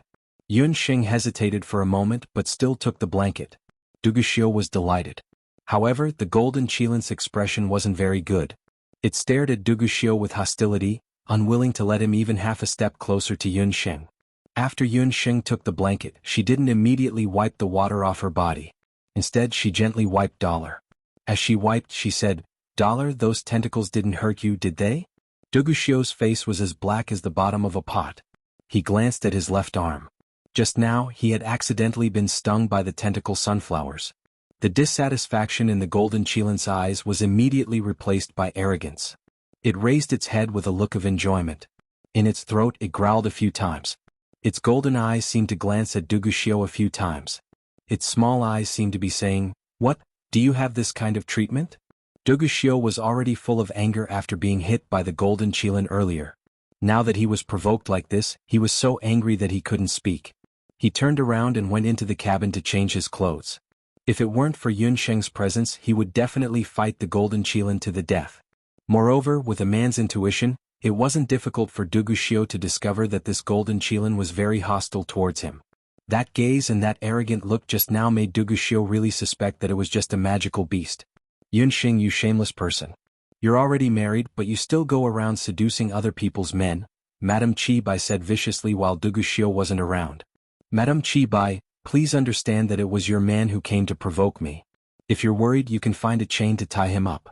I guarantee that he won't be able to escape for the rest of his life." Yun Sheng sneered. You actually dare to insult His Majesty. Do you believe that I won't tell everyone that you're impersonating the regent of Great Zhou? Ji Rumo of Penglai of Gojoseon invited the emperors and prince regent of several large countries to Penglai to discuss important matters. Yun Sheng must have come impersonating the prince regent for another purpose. "Qibai, I advise you to be smart. Our identities are very awkward." "Your and Duguxiu's identities aren't much better," Yun Sheng retorted sarcastically. What she meant was that Madame Qi Bai and Duguxiu both had Bahuang bloodlines. When Madame Qi Bai heard this, she was speechless. At this time, cries for help could be heard from the sea. On the sea, a passenger who had survived the disaster was lying on the wreckage of the flying dragon ship, calling for help from the empty ship. Yun Sheng recognized that the person was the magical beast merchant Chang Wei who had been thrown out by Jin Bai in Class A earlier. "I know that person. Save him," Yun Sheng said in an indifferent tone. "Do you think I'll save him just because you say so? This is a later Qin empty ship. I won't save him." Madame Qi Bai wanted to throw Yun Sheng off the ship. Duguxiu walked out of the ship's cabin. He had already changed into dry clothes. After hearing Yun Sheng and Madame Qi Bai's words, Duguxiu only said one sentence in a deep voice, "Save him." While Duguxiu and the others were saving the magical beast merchant Chang Wei, on the sea, several summoners were searching for Yun Sheng and the whereabouts of the black box. Chapter 993. The magical beast merchant Chang Wei trembled as he was rescued onto the empty ship. He had been a magical beast merchant for so long, but this was the first time he had encountered such a critical situation. As soon as he got on the ship, he heard that it was Yun Sheng who had ordered to save him. He was very touched. "Gongzi? No, I should call you Prince Regent. Thank you for saving me." He grabbed Yun Sheng's hand and wiped away his snot and tears. However, two cold gazes made him feel a chill down his spine. Chang Wei stole a glance. One of the gazes belonged to the black-faced later Qin Emperor Duguxiu, and the other one, needless to say, was the golden Qilin who almost made him lose half his life earlier. What was wrong with this person and beast? It was as if he owed them millions of dollars. Chang Wei could only let go of Yun Sheng's hand in embarrassment. Yun Sheng was not a saint. If she wanted to save Chang Wei, it would not be because the two of them had met once. She saved Chang Wei because she wanted to ask about this sea area, as well as about the flying dragon ship and the black box on her. Chang Wei was the only native of Penglai on the empty ship of later Qin. "Chang Wei, let me ask you. Is the magical plant in the sea a native plant of Penglai?" Yun Sheng had fought with the tentacle sunflower earlier. That kind of tentacle sunflower seemed to be very immune to magic. It was also very difficult for ordinary weapons to hurt them. It was certain that this was a kind of underwater plant with an extremely amazing reproductive ability. No. Chang Wei can guarantee that this kind of monster has never appeared here before. This sea area was very calm before today. It's too tragic. It's really too tragic. Chang Wei was still a little stuttering at this moment. The sky had gradually darkened. Under the afterglow of the setting sun, the sea had temporarily returned to its calm state. The broken wreckage of the flying dragon ship could still be seen. A large number of corpses of passengers were scattered everywhere like colorful garbage. Other than Chang Wei, no other survivors were found on the empty ship. How much do you know about the flying dragon ship? The black box was still lying quietly in Yunsheng's arms. Within the beast's speech ring, the resonance of the divine weapons had already stopped. Yunsheng was sure that the item in the black box must be one of the 8 barren divine artifacts. However, she didn't have the chance to check which one it was. Long Xiang is an empty ship under the Penglai Pavilion, the largest dock in Penglai. Since Penglai of Gojoseon took over Penglai, it has been developing very well. The empty ship picks up passengers and various goods. In the past 10 years there has not been a single shipwreck. Chang Wei really understands the situation in Penglai. It was also because it belonged to the Penglai Pavilion that it could be said to be an empty ship operated by the royal family. That was why magical beast merchants like Chang Wei could ride it without worry. If it belonged to the Penglai of Gojoseon, then did the black box belong to Penglai of Gojoseon or the Zhao state? Yunsheng was deep in thought. Your Majesty, there are a few summoners in front of us. They said that His Highness the Regent of Great Zhou stole something from them, the soldier in charge of the lookout reported to Duguxiu. Several summoners appeared in mid-air. Together with the summoners, there were a few magical beasts between level 7 and 8. A black mass of them entered the later Qin's empty ship. Judging from the clothes of the 2 people in the lead, they were of high ranks in the Zhao state. One of them was the 7th summoner who had fought with Yunsheng earlier. The other one was the Zhao state summoner who Yunsheng had never seen before. The 7th summoner was still injured.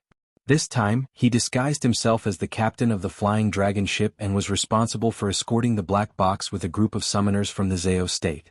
Although they did not know what was in the black box, the Zhao state had sent all the elites to escort the black box. The 7th summoner was safe and sound all the way. He thought that the mission would be completed soon after entering the Penglai Sea. Who would have thought that he would be ambushed by Anemone Abyssalis on the way? Then he encountered the sinister regent of Great Zhou. His magical beast with sacred patterns was killed and he almost died in the Penglai Sea. Fortunately, the 2nd summoner, who was waiting at the port of Penglai, saw that the flying dragon ship had not arrived after an hour had passed. He went out to sea to look for help and saved the 7th summoner, who was dying. In order to cover up his mistake, the 7th summoner insisted that the regent of Great Zhou stabbed him in the back and stole the black box. The 2nd summoner had received an order from the Emperor Zhao and read that the black box was related to the fate of the boundless land. He must bring it back. Therefore, he and the 7th summoner searched for the regent of Great Zhou and the black box along the coast.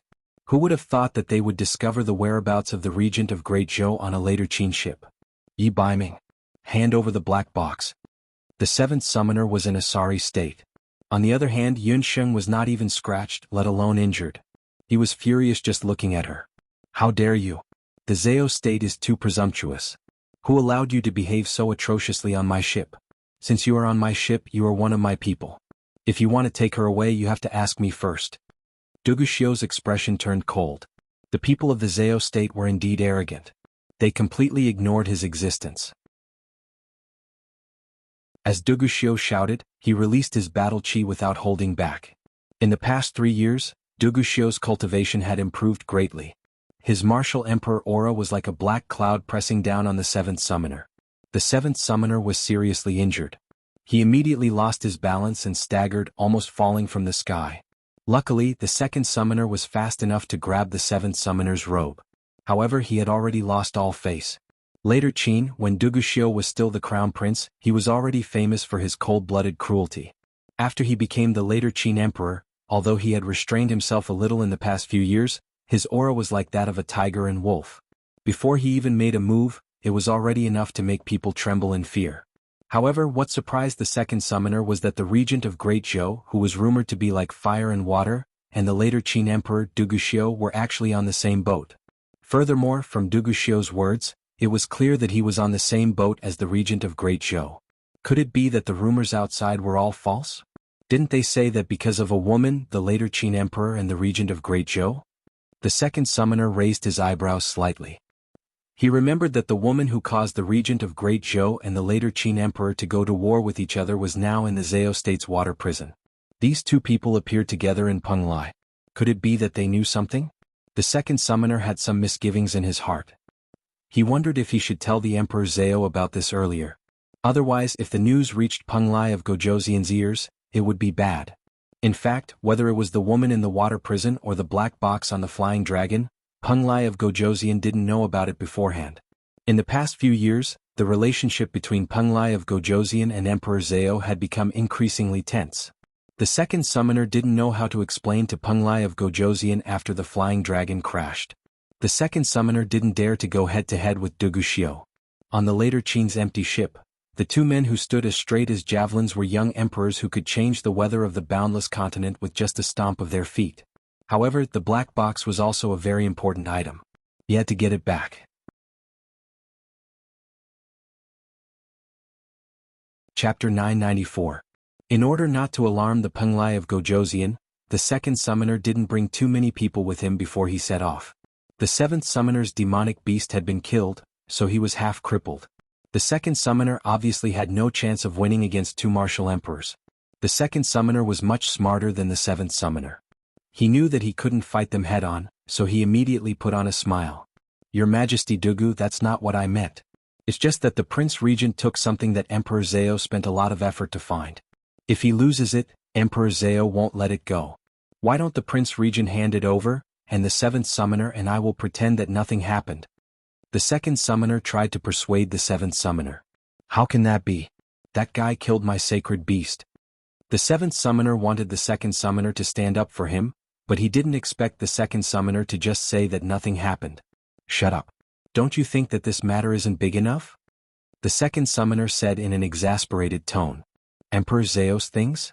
Duguxiu glanced at Yun Sheng suspiciously. "So what if it's Emperor Zhao? On the Great Zhou state. The country is rich and the people are strong. I'm the regent of Great Zhou. Do I look like the kind of person who would steal other people's things?" Yun Sheng's expression was calm and she didn't blush at all. Her tone and gaze made it seem like the matter of Xiao Hei's box had nothing to do with her. Madame Qi Bai mocked in her heart. "Keep pretending. You're the one who took it." Duguxiu coughed in a low voice. Based on his understanding of Yun Sheng was really the kind of person who would steal other people's things. Duguxiu had fought with her several times. He didn't know how strong Yun Sheng really was, but there was no doubt that she was cunning. Just based on her tone, Duguxiu could conclude that Yun Sheng took something from the Zhao state. Forget it, what's done is done. The Emperor Zhao and Ret, so what? If she wanted it, then so be it. Duguxiu retracted his gaze with an indifferent look on his face. "Did the two of you hear that clearly?" When the second and seventh judges heard this, they became even angrier. "Prince Regent, you are clearly robbing us. There's no need to make it sound so unpleasant. Forget it, it's just a black box. This prince doesn't want it." After Yun Sheng finished speaking, he really took out a small black box from his bosom and waved it in his hand. Duguxiu and Madame Qi Bai looked over. The black box looked very ordinary. The second judge was about to take it, but was stopped by the seventh judge. "Second judge, it's better to be careful. That person is very cunning. I was plotted against by him before." The seventh judge was also frightened. He looked around and confirmed that there were no traces of Anemone abyssalis nearby. However, he still didn't give up. Earlier, he clearly saw that after the regent of Great Zhou threw the box out, the Anemone abyssalis couldn't move at all. It was as if someone had tampered with the black box. "It's up to you whether you want it or not. Since you don't dare to take it, this prince also doesn't want to get into trouble. I'll just throw this box away." Yun Sheng sneered. He waved his hand and really threw the black box overboard. The small black box turned into a black dot and was thrown into the vast sea. If such a small thing really fell into the sea, it would be very difficult to salvage it. The second judge didn't dare to hesitate. In a flash he was about to snatch the black box. "You?" Duguxiu was astonished. With Yun Sheng's personality, how could she hand over what she had obtained so easily? Just as the second judge's fingers were about to touch the black box, a smile appeared on his face. However, at this moment the black box suddenly exploded. Then something rolled out from inside. Everyone present was a top-notch expert on the mainland. With just a glance, everyone clearly saw what was inside.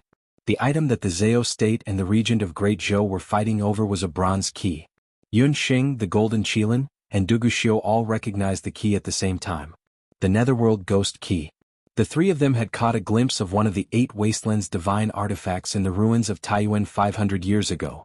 It was the Netherworld Ghost Key that could summon the Netherworld Ghost King. There was another saying about the Netherworld Ghost Key. Every time the owner of the Netherworld Ghost Key used it to summon the Netherworld Ghost King, the Netherworld Ghost Key would disappear. No one would know where the Netherworld Ghost Key went. Until the next time the Netherworld Ghost Key appeared in front of the world, it would wait for someone to summon the Netherworld Ghost King again. Just like its name, the Netherworld Ghost Key came and went without a trace. Who would have thought that what the Emperor Zhao in red was searching for was the Netherworld Ghost Key? When the Netherworld Ghost Key fell, it emitted a strange light. The second judge finally managed to snatch the Netherworld Ghost Key. After obtaining the key, the second judge's expression relaxed. He even forgot that he was about to fall into the water. Yun Sheng's pupils constricted. She said softly, "It's coming." Gah! Bubbles kept popping up on the originally calm sea surface. The piercing scream caused the second judge's mind to go blank. He lost control of his body and rushed towards the sea surface. Something emerged from the bottom of the sea. When the second judge realized that something was wrong, he struggled and waved his magic scepter. He used a wind elemental spell to stabilize his body. When he saw the thing that came out of the water, the second judge was shocked. He wanted to run, but it was too late. Like a volcano erupting, water arrows shot out from the bottom of the sea and stirred up waves that were dozens of meters high. A mountain-like shadow emerged from the depths of the sea. It was a terrifying magic plant that looked like an octopus but was not an octopus. It was full of tentacles. Anemone abyssalis. There were thousands of tentacles on its body. The most shocking thing was that when the Anemone abyssalis made an unpleasant sound like a duck, small tentacle flowers would appear on the surface of the water. The surface of the sea was soon filled with tentacle flowers of different sizes. There were so many of them that it made one's scalp tingle with fear. It was the king anemone tentacle that had the ability to summon. Gah! There was another ear-piercing chirp. Like soldiers who had received a general's command, the tentacles of the abyss tentacle sunflowers of various sizes shot out at the same time, shooting towards the second lord as if throwing countless javelins. The second judge wanted to resist, but he found that he couldn't move at all. Puff, puff, puff. Dozens of holes appeared on the second judge's body. His eyes were wide open until he died, and he still held the Netherworld Ghost Key tightly in his hand. The second judge was sucked dry and turned into a bag of skin. The Netherworld Ghost Key fell. Anemone abyssalis loosened its tentacles and was about to grab the key. It was obvious that the sea anemone had appeared for the Netherworld Ghost Key. But at this moment, a pink shadow pounced in front of Anemone abyssalis and grabbed the key tightly. Then it flapped its wings and rushed into the sky like a whirlwind. Everyone looked and saw that it was a pink fluff ball-like magic beast that had snatched the Netherworld Ghost Key.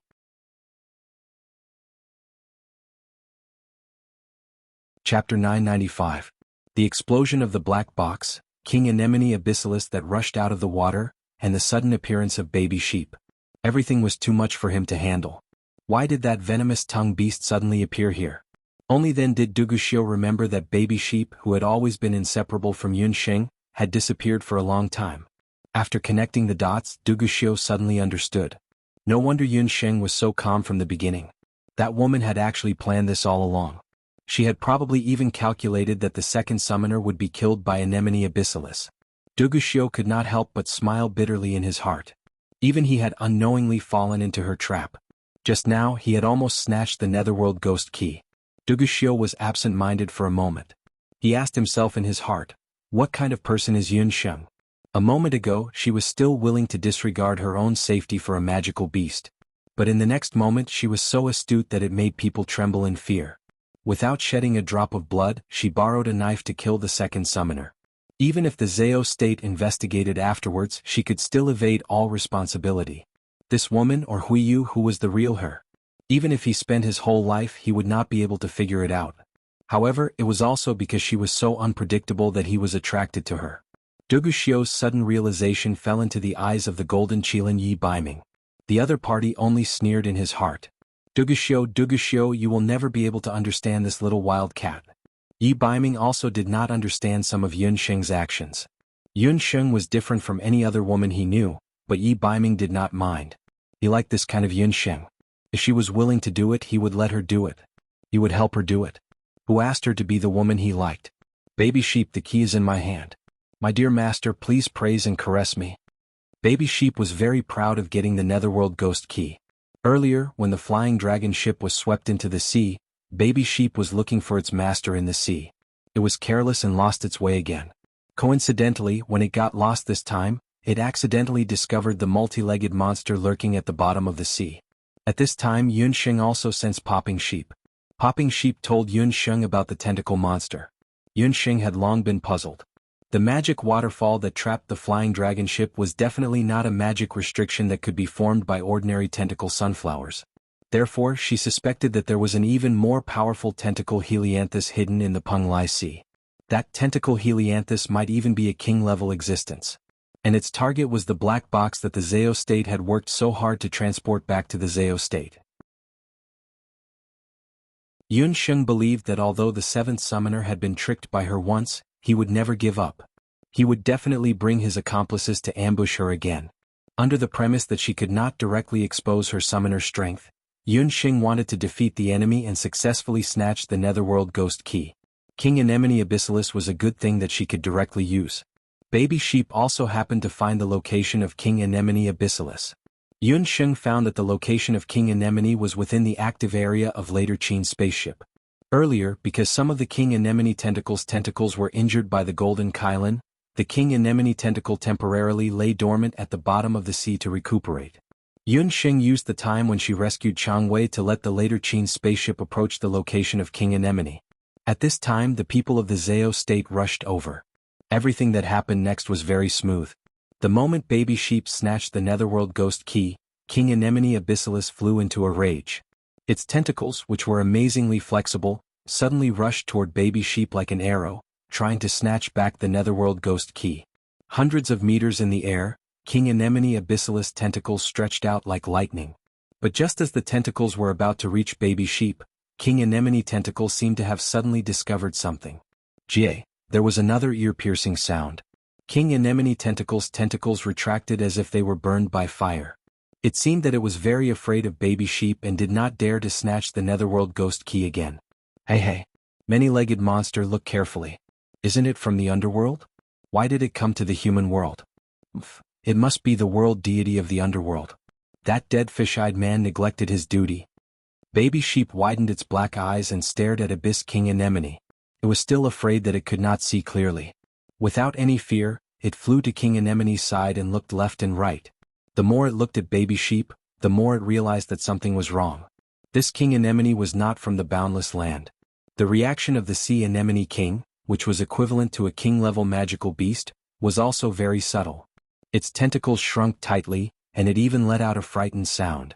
King Anemone already possessed a human-like consciousness. It originally lived in the underworld, but due to a freak combination of factors, it fell to the boundless land in the human world. It had been hiding in the depths of the Penglai Sea for more than 5,000 years. For many years, it had been trying to find a way to return to the underworld. Finally, it felt a mysterious force that could lead to the underworld. It was the Netherworld Ghost Key that the seventh summoner and the others were in charge of escorting on the flying dragon. The Sea Anemone King's intuition as a demonic plant king knew that the key was most likely an opportunity for it to return to the underworld. That was why it had chased after the flying dragon ship with all its might in order to retrieve the key. But just as it was about to get the Netherworld Ghost Key, this unknown magical beast appeared. The Sea Anemone King didn't care about a magic beast that had neither magic nor battle skills. Just as he was about to insta-kill it, the Sea Anemone King suddenly discovered that this pink magic beast, there was an extremely familiar yet terrifying aura coming from this magical beast. In King Anemone's consciousness, a handsome man dressed in blood-red clothes appeared. His black hair fluttered in the wind, his eyes were red, his hands were as white as snow, and he had a pair of black wings on his back. He was holding a blood scythe that could split the moon in half. The man's smile was filled with bloodthirsty killing intent. King Anemone shuddered. In the underworld, the Netherworld Ghost King was undoubtedly a powerful expert. Thousands of magical beasts would avoid him.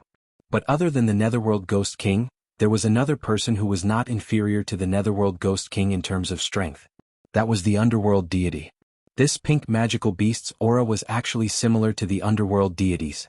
Even if it was given another 10,000 years of cultivation, it would not dare to provoke the companions of the underworld deity.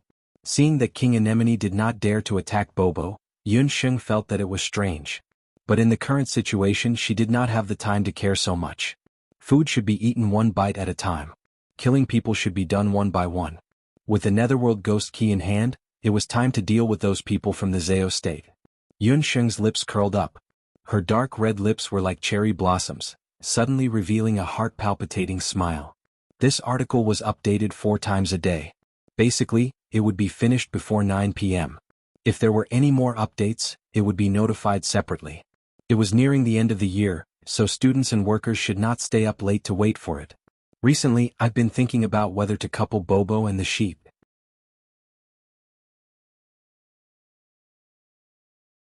Chapter 996. When the Netherworld Ghost Key was stolen, King Anemone didn't kill Mr. Bobo who had stolen the key. Instead, he cowered and didn't dare to attack. This scene terrified the group of summoners. They looked at Baby Sheep as though they had seen a ghost. Needless to say, they went forward to snatch the Netherworld Ghost Key from Baby Sheep's hands. When the second summoner was killed, the seventh summoner and the other Zao State summoners were also shocked. The seventh summoner pointed at Yun Sheng. You. Aren't you afraid of the Zao State's revenge? Revenge? You'll have to be alive to talk about it. Yun Sheng's eyes turned cold. The 2 summoners' lives were just an appetizer. A pair of wind wings appeared behind her, and she raised her magic scepter. In the clear sky, a bolt of lightning struck, and several black dark heavenly thorns pierced through the sky like tree roots, shooting toward the 7th Lord. The 7th summoner was disheartened. He thought that he wouldn't be able to escape death today. But it was too late. In the void, a figure appeared out of thin air and suddenly appeared beside the 7th summoner. The man wearing a jade mask moved his lips like a ghost. On the surface of the sea, water vapor condensed and a water shield met the dark heavenly thorns. It was a simple water shield, but it collided with the dark heavenly thorns. The dark magic power and the gentle water power cancelled each other out. The water shield shattered and the dark heavenly thorns disappeared. In the mainland's magic world, it had always been believed that the higher the level of magic, the more powerful the magic would be. For example, when a low-level magic met a high-level magic, it would lose without a doubt. Before this, Yun Sheng had also thought so. But today, after meeting the jade-faced man, she realized that her understanding of magic was completely wrong. Mages who had comprehended magic to the highest level had already reached an astonishing level of simplification. Even the most common water shield was enough to contend against high-level or even super magic. The dark heavenly thorn was a new dark magic that Yun Sheng had comprehended for 3 years after absorbing a part of Yi Baiming's magic soul. Its power was extraordinary. That jade-faced man actually used the simplest water shield to exhaust the power of the dark heavenly thorn. One could imagine his cultivation. Yun Sheng felt a chill in her heart. The 7th summoner managed to keep his life. When he saw who it was, he cried out, "My king, His Majesty Penglai of Gojoseon." Based on the 7th Lord's tone, he seemed to be more frightened than happy to see Penglai of Gojoseon. His body began to tremble uncontrollably, and even his teeth began to chatter. Even when facing Anemone Abyssalis, the 7th summoner had not been so afraid. This tall and slender man with a jade-like face was the second wall of the boundless continent, the Prince Regent of Penglai Jirumo. Penglai of Gojoseon Jirumo. 7th summoner, so you still have me as your king in your heart. Jirumo's voice sounded very gentle, like a gentle sea breeze on a summer's day. However, every word he said was chilling to the 7th summoner's ears. My king, the thing that belonged to the Zao state was snatched away by that magical beast. The 7th summoner could not even complete his sentence. One could imagine how much he feared this Penglai of Gojoseon. This also made Yun Sheng and the others even more curious about Penglai of Gojoseon. Penglai of Gojoseon was wearing a mask, so one could not see his exact appearance. However, if the rumors were correct, he should have been a handsome man. His mask outlined a perfect side profile. Unfortunately, under the jade mask, there was already an incomplete face. But even so, Jirumo's voice alone was enough to mesmerize thousands of young girls on the continent. Jirumo had finally arrived. Dugushio was not surprised by Jirumo's sudden appearance. On the contrary, Dugushio was a little surprised that Jirumo had only arrived now. He had sent a messenger falcon to the Penglai pavilion. Logically speaking, he should have arrived yesterday. Your Majesty Dugu, Your Highness Prince Regent, greetings. Rumo is very sorry to have frightened the 2 of you in the Penglai Sea. Jirumo nodded at the people on the empty ship. When his gaze landed on Yun Sheng, he paused imperceptibly. Yun Sheng could not help but feel nervous. She secretly thought that Yi Baiming had never met Jirumo. It was impossible for him to recognize her. Jirumo quickly withdrew his gaze. Yun Sheng and Duguxiu did not notice that when Jirumo withdrew his gaze, his jade-like slender fingers hidden under his royal robe could not help but clench tightly into a ball. It's her. Layers of ripples appeared in his heart. Thanks to the jade mask on his face, Jirumo's loss of self-control was well concealed. Little guy, you took something you shouldn't have. As soon as Jirumo appeared, Bobo Sheep secretly prepared to sneak to his master's side. However, Bobo Sheep's plot was seen through by Jirumo at a glance. He raised his hand and a ball of purple lightning appeared in his hand, making crackling sounds. The ball of lightning contained a large amount of white light. Jirumo raised his hand, and a ball of purple and white magic light wrapped around Bobo Sheep, forming a small cage. Bobo Sheep was stunned. He felt a numbing current rush into his body. He could not flap his wings and even flying was difficult. What the hell was this? It actually couldn't escape. Jirumo closed his fingers, and the ball of purple and white magic light returned to his hand. He held the ball of light in his hand as if he was playing with a handball. Bobo, my dear master, quickly save Bobo Sheep. Bobo Sheep was furious. This tattered masked man had actually imprisoned him. He wanted to escape and kill him, but he did not have the strength. Yun Sheng was also shocked. Bobo Sheep, who was almost immune to all magic barriers, could not do anything to that ball of purple and white magic light. It seemed to be a kind of profound magic similar to Yun Sheng's profound magic, the lightning vortex. Penglai of Gojoseon Jirumo was indeed not simple. Penglai of Gojoseon, that is my magical beast. Can you return it to me? Yun Sheng did not want to have a direct confrontation with Penglai of Gojoseon. It was a pity that the Netherworld Ghost Key had flown away. This man was too strange and his strength was unpredictable. Before she could figure out his strength, Yun Sheng did not want to fight with him. Moreover, this time she came to find the whereabouts of her mother and father. It seemed that Jirumo and the Zao state were not jackals of the same tribe. Perhaps she would need his help. Prince Regent's magical beast is very special. I can return it to you, but I can't give the thing in its hand to the Prince Regent. Please forgive me. Rumo will host a banquet tomorrow to welcome the Prince Regent and your magical beast. Jirumo laughed loudly. After taking the Netherworld Ghost Key, he threw Bobo Sheep to Yun Sheng. He then threw it, but the strength he used was quite ingenious. That ball of purple and white magic light collapsed in front of Yun Sheng, and Bobo Sheep fell into Yun Sheng's arms, begging for a monthly ticket.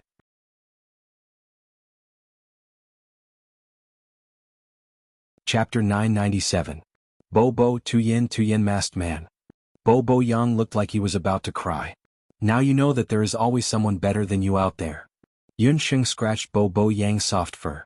Bobo Yang was used to being arrogant since he was young. Letting him experience a setback would be good for his growth. As for the Netherworld Ghost Key, she could only think of another way. While Yun Sheng was comforting Bobo Yang, she was secretly surprised. Penglai of Gojoseon didn't seem to have any hostility towards her. From his tone he seemed to be very friendly. Yun Sheng also felt an inexplicable sense of familiarity towards him. Could it be that they had met somewhere before?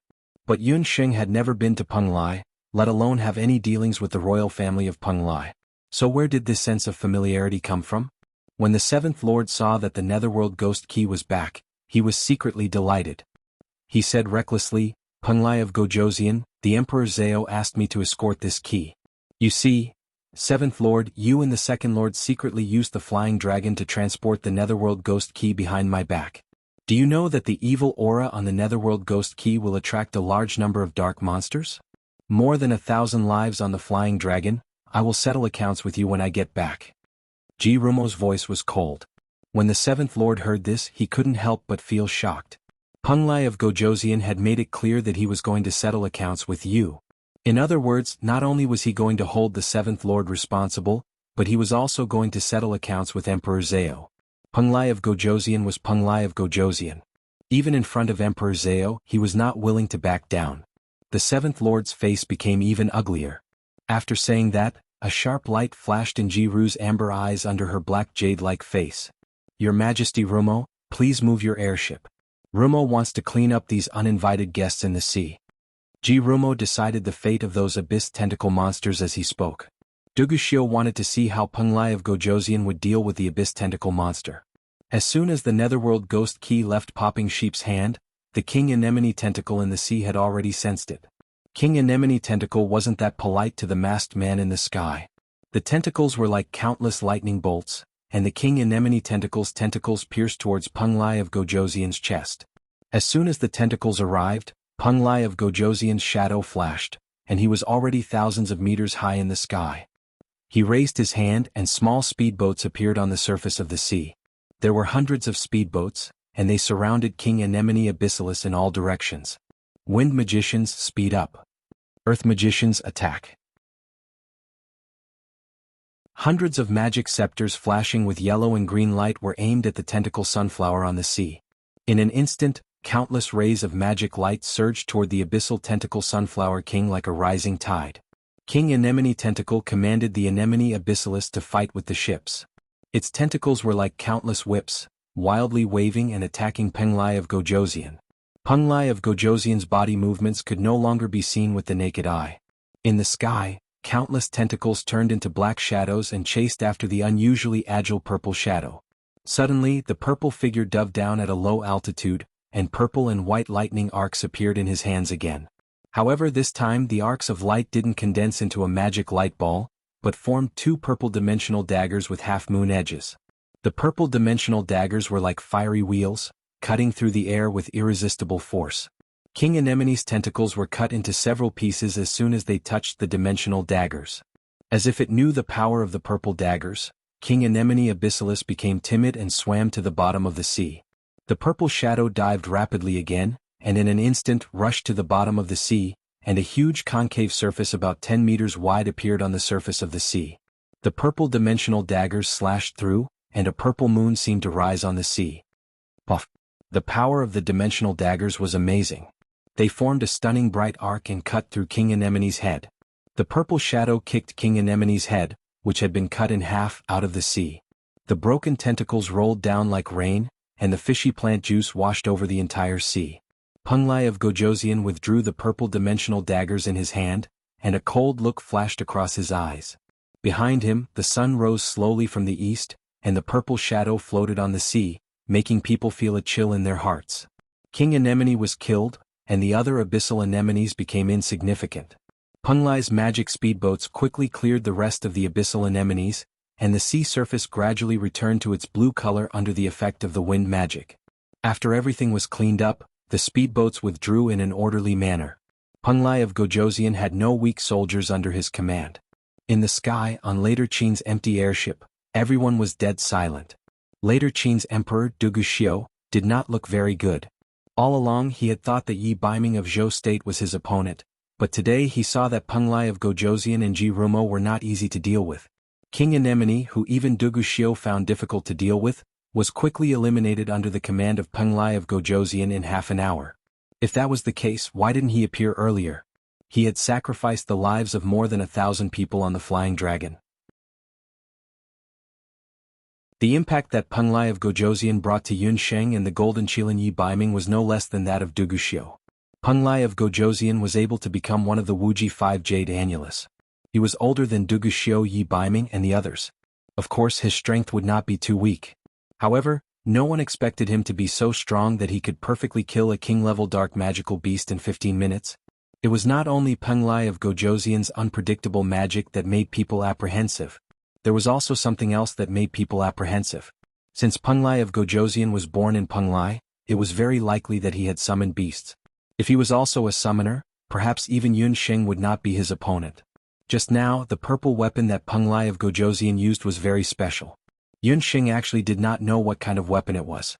It seemed to be a product that fused many kinds of magic elements. Peng Lai actually had such a master of magic hidden. Peng Lai of Gojosian was hiding too many secrets.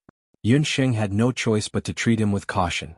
Peng Lai of Gojosian landed on the empty ship of the later Qin dynasty. His voice was still as warm as before, as if the massacre just now did not affect him at all. Your Majesty Dugu, Prince Regent of Gojosian, welcome to Peng Lai. The three of them looked at each other and smiled. However, the meaning in their eyes was completely different.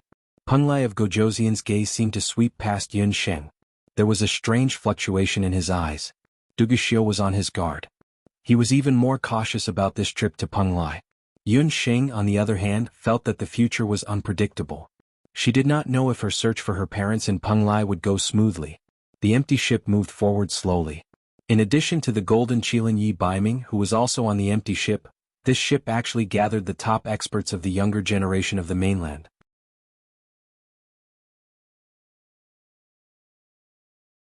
Chapter 998. The empty boat moved forward slowly. Around sunset, an island finally appeared on the vast sea level. Penglai was the only sea country among the 5 major countries on the mainland. It was also the most famous island group on the mainland.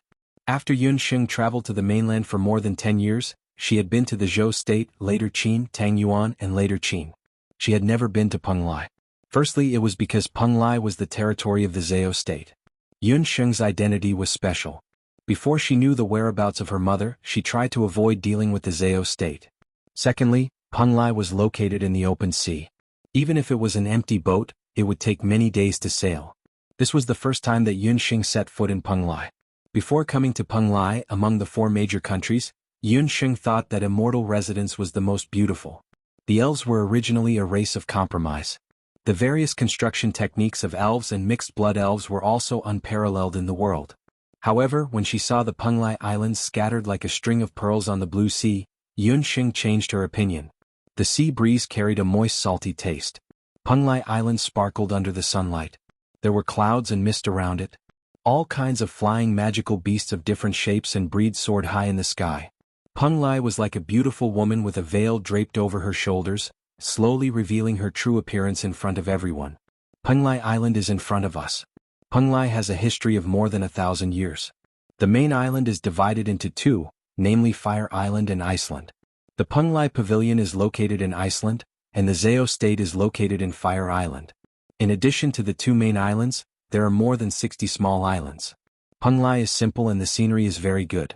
At this time there are still some days before the Duqian summit. If the Prince Regent doesn't mind, Rumo can take the Prince Regent to see the scenery of Penglai. The man's warm voice sounded in Yunsheng's ears. Ji Rumo of Penglai of Gojoseon stood beside Yunsheng.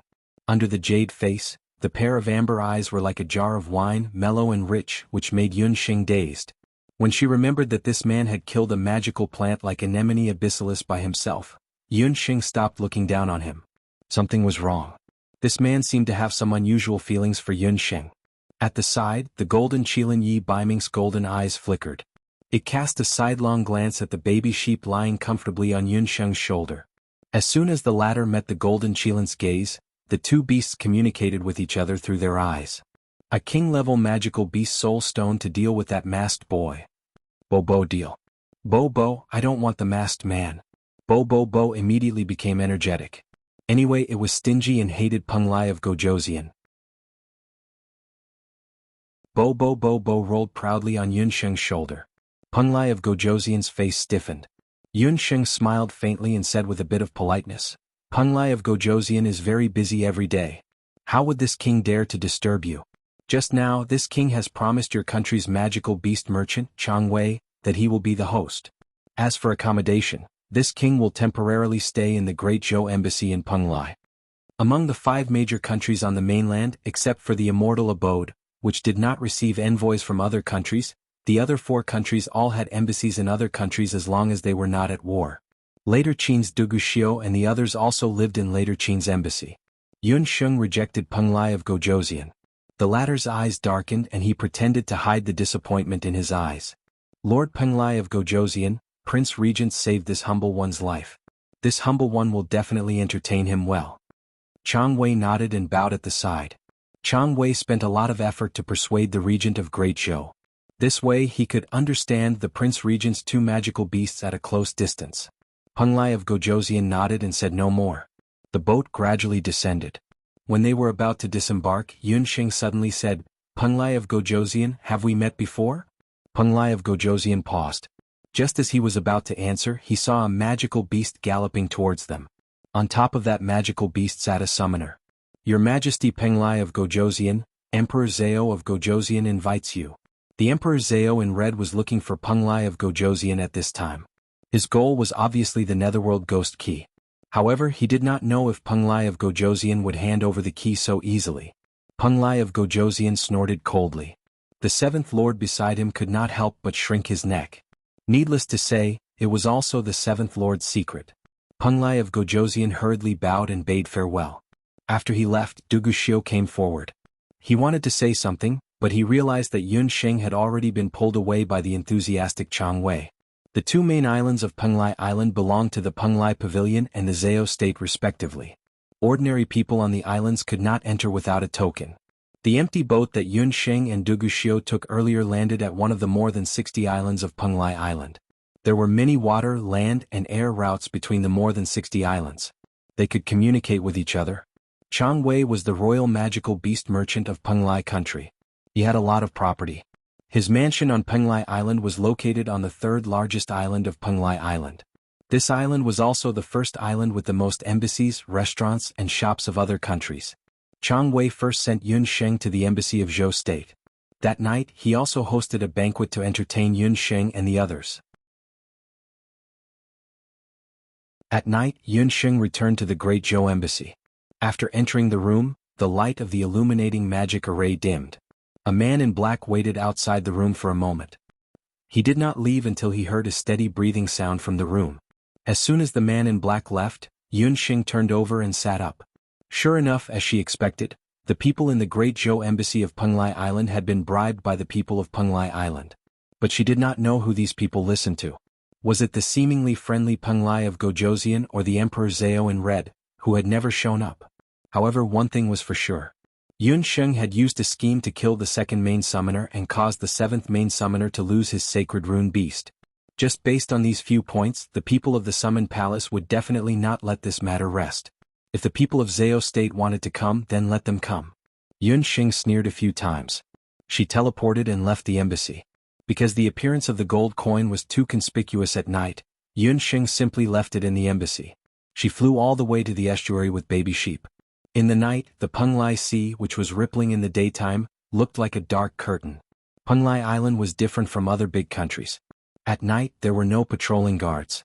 Because there were many dangerous demon beasts between the sea and the land at night, ordinary civilians consciously did not go out at night. Baby sheep, are you sure you can still find the whereabouts of King Anemone? The purpose of Yunxing going out at night was to find the dark magic plant, the Abyss King Anemone, who was killed by Penglai of Gojoseon during the day. Dear master, you must believe in baby sheep.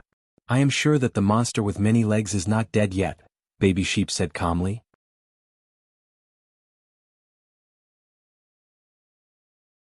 Chapter 999. Yunxing had her reasons for entering the Penglai Sea in the middle of the night. She was looking for the King Anemone tentacle of the dark demonic plant that had been killed by Penglai of Gojoseon. On the boundless continent, the attributes of the magical beasts were different. Some magical beasts were good at attacking, while others were good at defending. However, in terms of vitality and the harsh living conditions, the magical beasts and demonic plants of the dark element were undoubtedly the strongest. The saying, "a centipede dies but never falls down," was apt to be used on the dark creatures.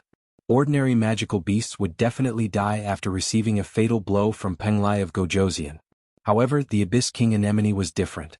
Since it was a dark element creature, its vitality was astonishing. In addition, it was a demonic plant. As long as it still had one tentacle, it was equivalent to having one more chance of survival for King Anemone. As long as it could absorb a portion of energy, it would be able to survive and come back to life again. Penglai of Gojoseon did not expect this. Although he had already ordered people to salvage King Anemone's tentacle, there was still an extremely important life tentacle somewhere on the surface of the Penglai Sea. The fact that the life tentacle could revive King Anemone was just told to Yunxing by Baby Sheep. Baby Sheep had a poor sense of direction, but its ability to locate magical beasts was top-notch. It had seen Anemone abyssalis once and could accurately pinpoint its location. They soon discovered the tentacle of the sea anemone that had escaped death. It was just a tentacle that was as thick as an arm. In the sea, it could be swallowed by the seawater at any time. However, Yunxing could still smell a trace of vitality from the tentacle. After sensing the unfamiliar aura of baby sheep and humans, King Anemone's tentacle trembled and tried to hide. "Bo, tell it to submit to me and I will have a way to save it." Yunxing had the exquisite beast pagoda that all magical beasts yearned for. Coupled with the water spirit queen, it would not be difficult for her to save King Anemone abyssalis. After a while it said, "Dear master, it doesn't want to." The abyssal King Anemone was no ordinary magical plant. It had lived in the deep sea for more than 5,000 years. It was an existence that was even older than the 5 major countries of the continent. It was only because it was separated from the optimal growth area of the netherworld abyss that its growth was greatly affected. Even so, it was still the undisputed king of the boundless continent's devil plants. This unknown summoner in front of it, with his lowly strength, actually wanted it to submit. Even if it was now so weak that it only had a tentacle of life left in its consciousness, it was still a powerful king-level magical plant. A lowly summoner was not worthy of being its master. If the sea anemone queen was human, she would definitely show a look of disdain. Even if she could not communicate with the sea anemone queen, Yun Sheng could feel the sea anemone queen's contempt. There was no point in saying more. If it was not going to submit, then it was time to use force. A powerful magical wave enveloped King Anemone. King Anemone saw a withered hand reaching out from the man's sleeve. That hand did not match the man's youthful appearance. It was decayed like a mummy's hand, but it contained an infinite amount of terrifying magical power. As the black-clothed man chanted, balls of flames that resembled the sunset began to burn fiercely. Unlike ordinary flames, the flames released by the man were not afraid of the seawater at all. King Anemone suddenly felt the water in its body evaporate. It wriggled its tentacles and felt the fire burning its vitality bit by bit. King Anemone had never encountered such a terrifying fire. It seemed to be able to burn King Anemone's consciousness. If this continued, it would die. It would die in this sea. It was unwilling. It was very unwilling. It had not returned to its homeland. After 5,000 years of waiting, it finally had the chance to return home. Ba, multi-legged monster, you are so stupid. Why do you have to fight to the death? Your dear master is very powerful. Don't you want to return to the underworld? As long as you submit to my master, he will definitely think of a way to get the netherworld ghost key. At that time, you and your sunflowers can return to the netherworld abyss. By the way, the netherworld abyss is a damned place where birds don't lay eggs. This world god doesn't like it. Baba Sheep chattered. Yun Xing used her elven hellfire to burn King Anemone. When she was in the Grand Emperor city, Yun Xing caught a glimpse of the Emperor Yan Yan. In the past 3 years, she repeatedly recalled the scene of the Emperor Yan Yan's appearance. It actually increased the purity of her elven hellfire by a level. The current hellfire of the elves could not only burn all kinds of ores in the world, but it was also the nemesis of all nemesis to dark creatures. Coupled with the summoning demonic hand, the hellfire of the elves could completely wipe out the consciousness of the sea anemone king. When King Anemone heard that Yun Sheng had a way to let him return to the underworld, the last line of defense in his heart collapsed. He weakly expressed to Baba Sheep that he was willing to submit. In order to let King Anemone recover as soon as possible, Yun Sheng placed him in the Ling Long Beast Pagoda. King Anemone's weak body quickly recovered under the effect of the spiritual energy in the Ling Long Beast Pagoda. The tentacles that were cut off grew back again. About 2 to 3 hours later, King Anemone's true form was revealed.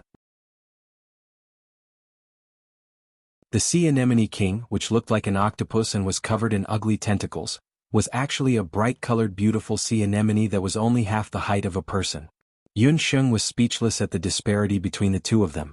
However, after experiencing the transformation of the puffed egg into a sheep, Yun Sheng's ability to accept things had improved greatly. King Anemone also quickly gained the recognition of the other magical beasts in the Ling Long Beast Pagoda and became a member of Yun Sheng's magical beast clan. Yun Sheng successfully formed a contract with the Abyss King Anemone. At the same time, she also obtained all of King Anemone's memories, including a part of the memories regarding the Netherworld Ghost Key. After fusing with King Anemone's memories, Yun Sheng found out that the Netherworld Ghost Key had another important function. Other than summoning the Netherworld Ghost King, the Netherworld Ghost Key could also form a spatial door to find the entrances to other continents or even realms. Find the entrances to other continents or realms. What's the difference between this and Ba Sheep's talent as a world god? Yun Sheng originally thought that the Netherworld Ghost Key, as one of the 8 Barons' divine artifacts, would have some amazing uses. Baba, my dear master, there are still some differences. For example, even if this world god's power is restored, I can only move about in the human world. However, with the Netherworld Ghost Key, I can enter other realms and enjoy a one-time immunity. You have to know that every realm has a world god. Without the permission of the world god of this realm, I can't go to other realms without permission. Otherwise, I will be punished by my soul being unable to reincarnate. Ba Sheep stuck out its tongue.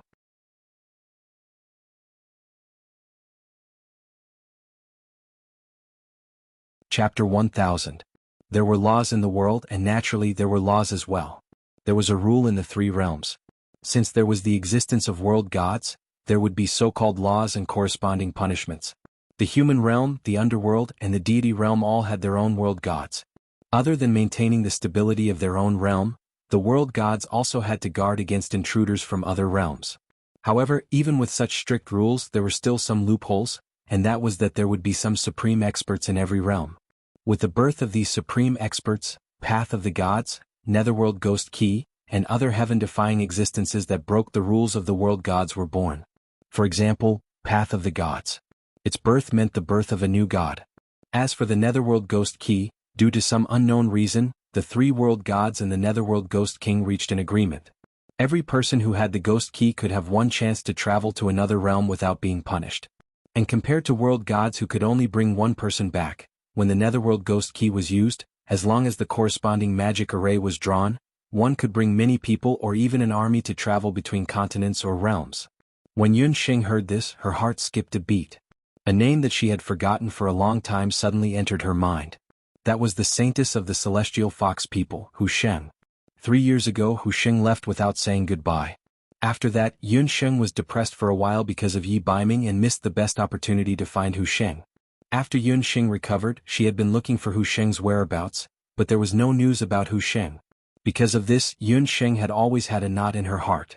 Back then, she had promised Hu Sheng to send her back to the Eight Desolates continent, but she had no way to do so. Today, when she suddenly heard that the Netherworld Ghost Key could allow many people to travel between continents and realms, Yun Sheng remembered the promise she made to Hu Sheng back then. With Hu Sheng's strength alone, it would be difficult for her to return to the Eight Desolates continent. But she did not know magic and she was also the celestial fox people. It was too dangerous for her to stay in the boundless continent. In the past few years, Yun Sheng had never given up looking for Hu Sheng's whereabouts. Yun Sheng planned to wait until the Duqian meeting was over before she personally went to look for Hu Sheng. If there was a chance, she would try to snatch back the Netherworld Ghost Key and send Hu Sheng back. The reason why the Abyss Tentacle Monster wanted the Netherworld Ghost Key was to return to the underworld. As for the Emperor Zhao in Red's goal, it was obviously related to the Ba Huang continent. This Duqian meeting had not even started, but the Netherworld Ghost Key, one of the Eight Desolates' divine instruments, had already appeared. The meeting was definitely not going to be simple. Counting the heart's bewildered lantern that she found by chance in the Taiyuan ruins more than 500 years ago and the magical bracelet that went missing in the Taiyuan ruins, Yun Sheng had seen a total of 6 Eight Desolates' divine instruments. The summoning hand, the immortal holy grail, the magical bracelet, and the heart's bewildered lantern. Until now, only the Destiny Mirror and Donghuang Qing had yet to appear. Among them, the appearance of the Netherworld Ghost Key was directly related to the Netherworld Ghost King and the Heart's Bewildered Lantern. The Heart's Bewildered Lantern played a key role in curing Hu Jiuxing's memory loss. Linking the two together, the importance of the Netherworld Ghost Key was self-evident. This made Yun Xing even more frustrated. She had not successfully obtained the Netherworld Ghost Key today. She had hastily rejected Peng Lai of Gojoseon's invitation. She had been a little reckless. Earlier, the Emperor Zhao in Red had stopped Peng Lai of Gojoseon at the harbor. It must have been because of the Netherworld Ghost Key. However, she did not know if the extremely skilled Peng Lai of Gojoseon would give the Netherworld Ghost Key to the Emperor Zhao in Red. With such doubts, Yun Xing returned to the Zhou State Embassy. She decided to look for Peng Lai of Gojoseon again in the next few days to see if she could get the Netherworld Ghost Key back. However, Yun Xing was not the only one who was concerned about the fate of the Netherworld Ghost Key. On one of the main islands of Peng Lai, Iceberg Island, in the meeting room of the Zhao State Embassy, the two authoritative figures of Peng Lai, the Emperor Zhao in Red and Peng Lai of Gojoseon, stood facing each other. Both of them were equally tall and imposing. The two figures, one red and one purple, were like two stone statues, contending with each other. Neither of them had any intention of backing down. In the meeting room, the seventh caller, who was standing, did not even dare to make a sound. It had been several hours since Peng Lai of Gojoseon had been summoned. Neither of the two authoritative figures of Peng Lai had said a word. Without receiving an order, the seventh caller did not dare to step down. He was also complaining in his heart. Very few people in the outside world knew that although Peng Lai of Gojoseon and the Emperor Zhao in Red were the two authoritative figures of Peng Lai, their relationship was like that of the two main islands of Peng Lai. They were polar opposites of ice and fire. Their relationship had always been very stiff. "I am doing this for Peng Lai. The remnants of the Bahuang tribe have always been restless. If we have the Netherworld Ghost Key, we can invade their beast god altar and uproot them. The Emperor Zhao in Red's search for the Netherworld Ghost Key this time was very secretive. Who knew that they would suddenly encounter some abyss tentacle monster? Thousands of people on the flying dragon ship had died. This matter had also made Peng Lai of Gojoseon very angry. This was the most troublesome thing. Even if it had fallen into the hands of any other power in the mainland, the Emperor Zhao in Red was confident that he could get it back. However, if the Netherworld Ghost Key fell into the hands of Jirumo, it would be very difficult to get it back. That was why the Emperor Zhao in Red had hurriedly called Jirumo over. However, looking at Jirumo's reaction, it was obvious that he did not buy it. Put away your high-sounding excuses. You can find a reason for everything that the Zhao state does. What do you plan to do with the woman in the water prison? Peng Lai of Gojoseon asked. He no longer had the warmth of the day. At this moment he gave off the feeling of a knife in the middle of winter. His voice was bone-chilling and made people's souls tremble. When he first saw the face of the woman in the water prison, his breath almost froze. Fortunately, he immediately realized that the woman was not Yun Sheng. Otherwise, the biting cold on Jirumo's body became even more obvious. He knew about the celestial fox people? The Emperor Zhao in Red's face became even more ugly. This matter could not be hidden from him after all. He knew that the reason why Jirumo had changed so much in the past few years was related to the woman in the water prison. That woman is the celestial fox people. I will use her as a blood sacrifice. At this time's Duqian meeting, I will announce this news. In order to avoid any more trouble, the Emperor Zhao in Red decided to kill Yun Xing in the water prison as soon as possible. So you thought that in my name, you would summon the people of the 4 countries? Peng Lai of Gojoseon Jirumo was even more angry. Not only did he know about the Netherworld Ghost Key, but he also knew about the gathering of the 4 countries in Peng Lai after the event. Although it was just a glance, Jirumo could conclude that the woman in the water prison must have something to do with Yun Sheng. If Yun Sheng knew about this, she would definitely not stand by and do nothing. How dare you talk to me in this tone? Don't forget that without me there would be no you. The Emperor Zhao in Red was very agitated.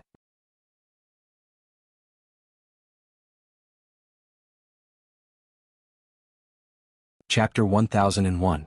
Without me there would be no you.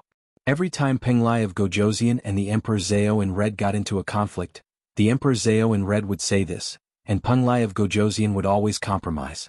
The 7th caller didn't even dare to say a word. Only the most important people in the Zhao state knew about the background of Peng Lai of Gojoseon and Jirumo. The Emperor Zhao of the Zhao state couldn't marry.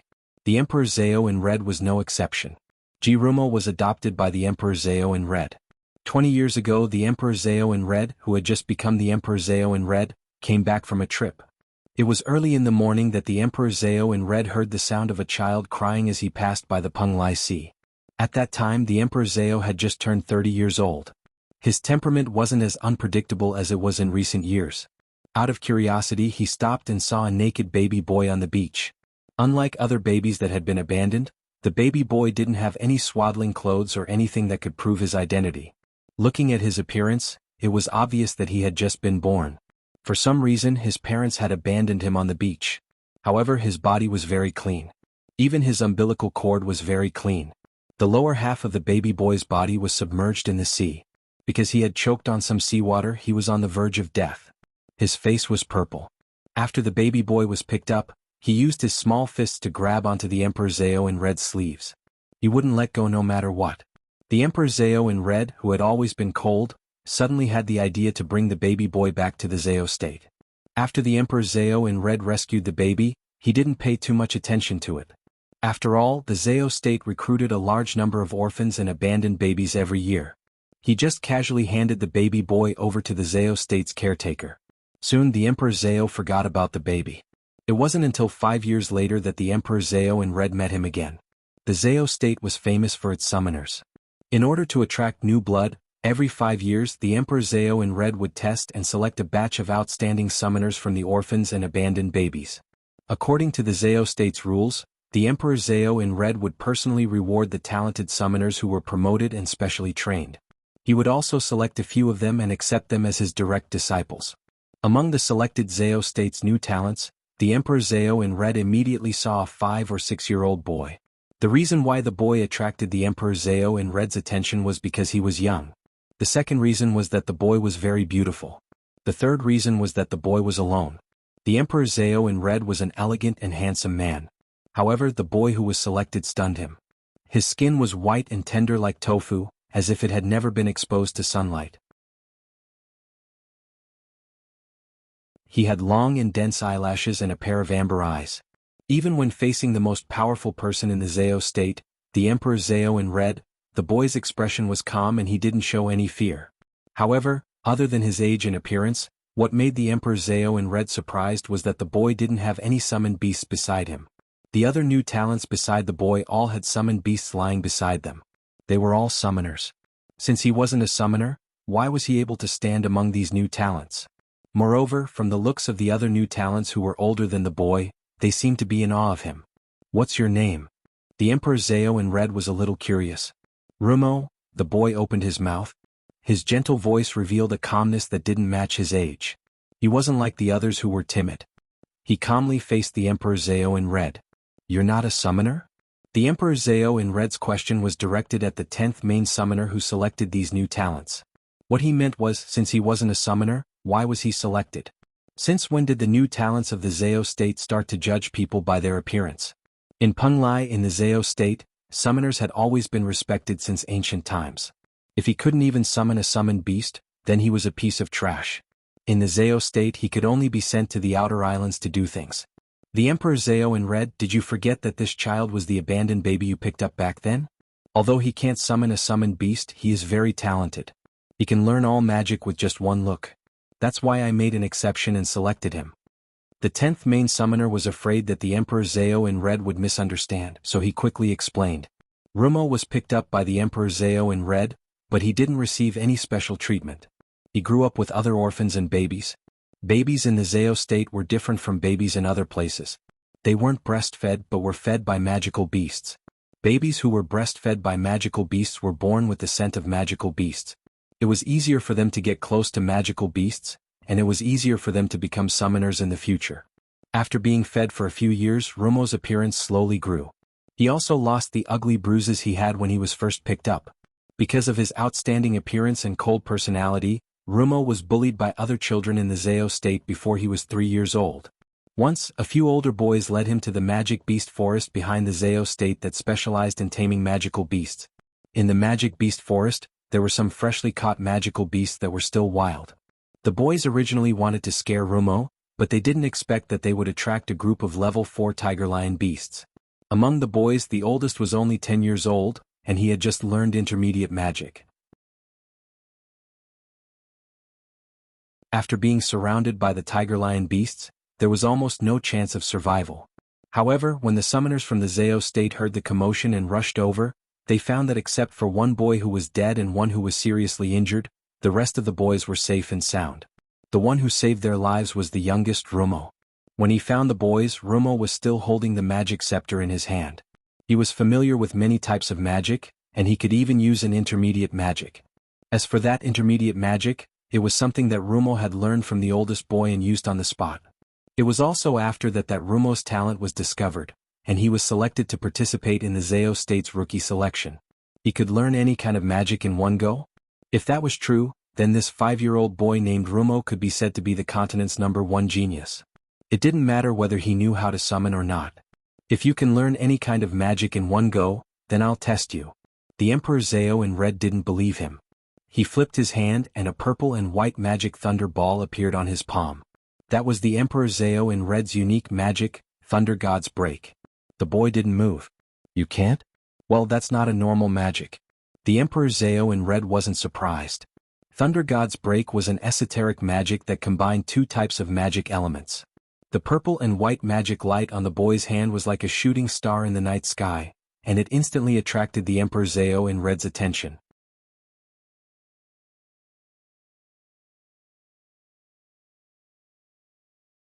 Chapter 1002. Hiss.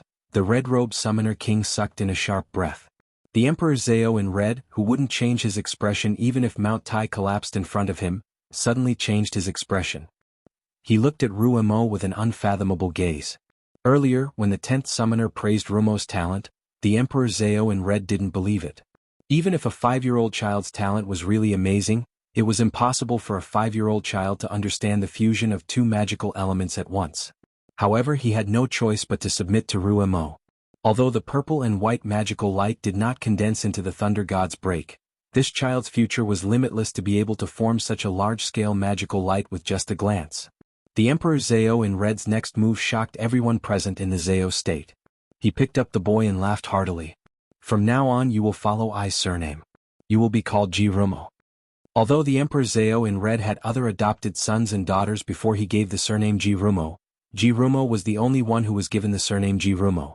His actions undoubtedly confirmed Jirumo's position in Penglai, second only to one person and above tens of thousands. At that time, the Emperor Zhao in red was also worried about the issue of the Penglai royal family's heir. Ever since the Taiyuan Crown Prince's incident, Penglai had implemented the separation of religion and politics. The Zhao state had always wanted to secretly control the Penglai royal family, but they couldn't be too blatant. Coincidentally, at that time, Penglai of Gojoseon's only son had unfortunately died. In the Penglai royal family, there were no more outstanding bloodlines to inherit the throne. The Emperor Zhao in red secretly changed the identity of the boy and announced to the public that the boy was Penglai of Gojoseon's bloodline. When he was born, he was blessed by an auspicious beast and naturally became the heir to the throne of Penglai of Gojoseon. That boy became today's Penglai of Gojoseon, Jirumo. Jirumo was very talented. His learning ability was amazing. Except for the magical beast that he couldn't summon, he knew almost all magic. The seventh summoner had never seen anyone who could learn magic as fast as Penglai of Gojoseon. For example, the move that he used to kill King Anemone on the sea was the Emperor Zhao in red's famous Thunder God's Break. Only a few people who were close to the Emperor Zhao in red knew that today's Emperor Zhao also somewhat avoided Jirumo. Although Jirumo was personally promoted by the Emperor Zhao, the two were not close. Maybe it was because Jirumo lived in the Penglai Pavilion on the side of Iceland since he was a child. When he was still a child, his temperament was frighteningly cold. Emperor Zhao would expand the power of the Zhao state. In recent years, he had recruited soldiers and bought horses, and intervened in the affairs of the mainland many times. Especially in recent years, because of political differences, Jirumo and Emperor Zhao had several conflicts. Perhaps even the Emperor Zhao in red himself did not expect that one of his unintentional actions in the past would lead to the terrible situation of Penglai today. Originally, he thought that this time, when the Emperor Zhao in red brought up the past, Penglai of Gojoseon would compromise like the previous few times. However, this time, Penglai of Gojoseon did not give in. He was reprimanded, but he was still unwilling to hand over the Netherworld Ghost Key. The disaster between the human race and the Bakra orcs almost destroyed the boundless land. I will not let the boundless land fall into the abyss of suffering again. Penglai of Gojoseon rejected flatly. Jirumo, do you think that I can't do anything to you? The Emperor Zhao in red's body flashed with a terrifying murderous intent. The purple and white magic power burned fiercely like flames. No one knew what Jirumo's expression was like under his jade face. However, a purple and white magic power also filled the air around him. In terms of scale, the two magic powers were actually on par with each other. The two magic powers collided together and the ground cracked rapidly. The walls shook as if they would collapse at any time. The seventh summoner was the most miserable one. He was sandwiched between the two malefic stars and could not escape. At this moment he was forced to kneel on the ground. He only felt that it was difficult to breathe. His body was also being hit by the two magic powers. It was as if he was being pressed between two walls. Emperor Zhao. Penglai of Gojoseon. Spare me. The Emperor Zhao in red did not expect Jirumo's strength to improve so rapidly in the past few years. If he were to fight force with force unless he summoned his beast directly, otherwise, this kid was still useful for now. He still needed to be present at the Dutian conference. This time he would let him go. He did not believe that he would not be able to get the Netherworld Ghost Key when the time came. Good. You're all grown up now, aren't you? You dare to challenge I? Scram back to your Penglai Pavilion immediately. The Emperor Zhao in red retracted his magic power. Penglai of Gojoseon parted with him on bad terms. He waved his sleeves and left the Zhao state. The Emperor Zhao in red glared at the seventh summoner. All of them were useless. In the Netherworld Ghost Key incident, he had lost his second summoner. Earlier in the Taiyuan ruins, he had lost his third summoner. The Zhao state's 13 summoners had lost 2 of them in just a few days. How could the Emperor Zhao in Red not feel depressed? The Emperor Zhao in Red had found out about the whereabouts of the Netherworld Ghost Key by chance. He had thought that his plan was flawless. Who would have thought that he would lose both his money and his life in the end? Emperor Zhao, you can't blame me for this incident. If you want to blame someone, blame the Regent of Great Zhou. That despicable person had schemed against us so many times along the way. He was the one who caused the death of the second summoner. Seeing that the Emperor Zhao was about to blame him, the seventh summoner hurriedly poured all the dirty water on the Regent of Great Zhou. The seventh summoner recounted everything that had happened in the Penglai Sea, Anemone Abyssalis, and the magical beast beside the Regent of Great Zhou. You said that the Regent of Great Zhou has a magical beast that can pass through the magic waterfall? Could it be that the Regent of Great Zhou is also a summoner? The Emperor Zhao in Red was a little surprised when he heard this. The magic waterfall was a type of super water magic that had very strong defensive abilities. Even if he encountered it, he would have to go through a lot of trouble to break it. A magical beast that could completely ignore the magic waterfall and pass through it freely was definitely not an ordinary magical beast. Moreover, as the Zhao State summoner, the seventh summoner had seen at least tens of thousands of magical beasts. If he couldn't identify the species of magical beast at first glance, then it definitely wasn't an ordinary magical beast. Over the years, in addition to recruiting summoners, the Zhao State had also used the magical beast merchants in Penglai Sea to buy all kinds of magical beasts on the Wuxia continent. Their goal was to find new magical beasts. From what I can see, the Regent of Great Zhou is not a summoner. The summoning office of Zhou State has never recorded anything like this. That magical beast should just be a magical pet. Other than being able to pass through the magic barrier, it doesn't seem to have any other abilities. The seventh summoner remembered that the Regent of Great Zhou didn't have any summoner's mark on him, nor did he wear any summoning token. Originally, the seventh summoner wanted to tell the Emperor Zhao in Red that besides the pink magical beast, there was also a golden magical beast beside the Regent of Great Zhou. However, when he thought about how that magical beast seemed to be carrying the Regent of Great Zhou, it probably wasn't a powerful magical beast.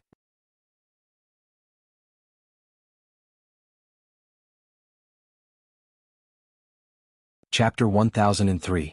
Magical beasts, especially high-level, sage-level or king-level magical beasts, were as proud as the masters and kings of the human race. They were extremely proud and arrogant, unless they were as powerful as Emperor Zhao or Penglai of Gojoseon. The Prince Regent of Zhou State could not be compared to Emperor Zhao. Thinking of this, the seventh summoner did not tell Penglai of Gojoseon about the existence of the Golden Kylin. It seems that I have to meet the Regent of Great Zhou when I have the chance, the Emperor Zhao in Red muttered to himself. Emperor Zhao, don't worry. I have already sent people to hide in the embassies of Zhou State and later Qin. The two people in the embassies of Zhou State and later Qin will not be able to escape my eyes before the Duqian conference. The seventh summoner wanted to make up for his mistake, so he quickly asked for credit. His arrangement was indeed in line with the Emperor Zhao in Red's heart. In terms of strength, the seventh summoner and the second summoner were not the best in the Zhao State. They were even worse than the ninth summoner, Hu Jiuxing. The reason the red-robed summoner king thought so highly of the two of them and had even handed over the matter of the Netherworld Ghost Key to them was because the two of them had won his favor in certain aspects. The second main summoner was an outstanding husbandry summoner. The most important magic beast forest in the Zhao State was under the care of the second summoner. For many years, the Zhao State was able to control the best magic beast forest on the mainland because of the second summoner. This time the second summoner died. For the Zhao State, it was not so much a loss of a summoner, but a loss of a caretaker of the magic beast forest. As for the seventh summoner, although he didn't have the same level of skill as the second summoner, he was very good at flattery. Furthermore, he had a wide network of connections. The Netherworld Ghost Key had been missing for many years, and it was the seventh summoner who found some clues. Therefore, even though the seventh summoning mission had failed, the Emperor Zhao in Red had no intention of severely punishing him.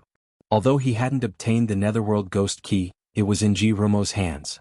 With his temperament, he definitely wouldn't use the Netherworld Ghost Key.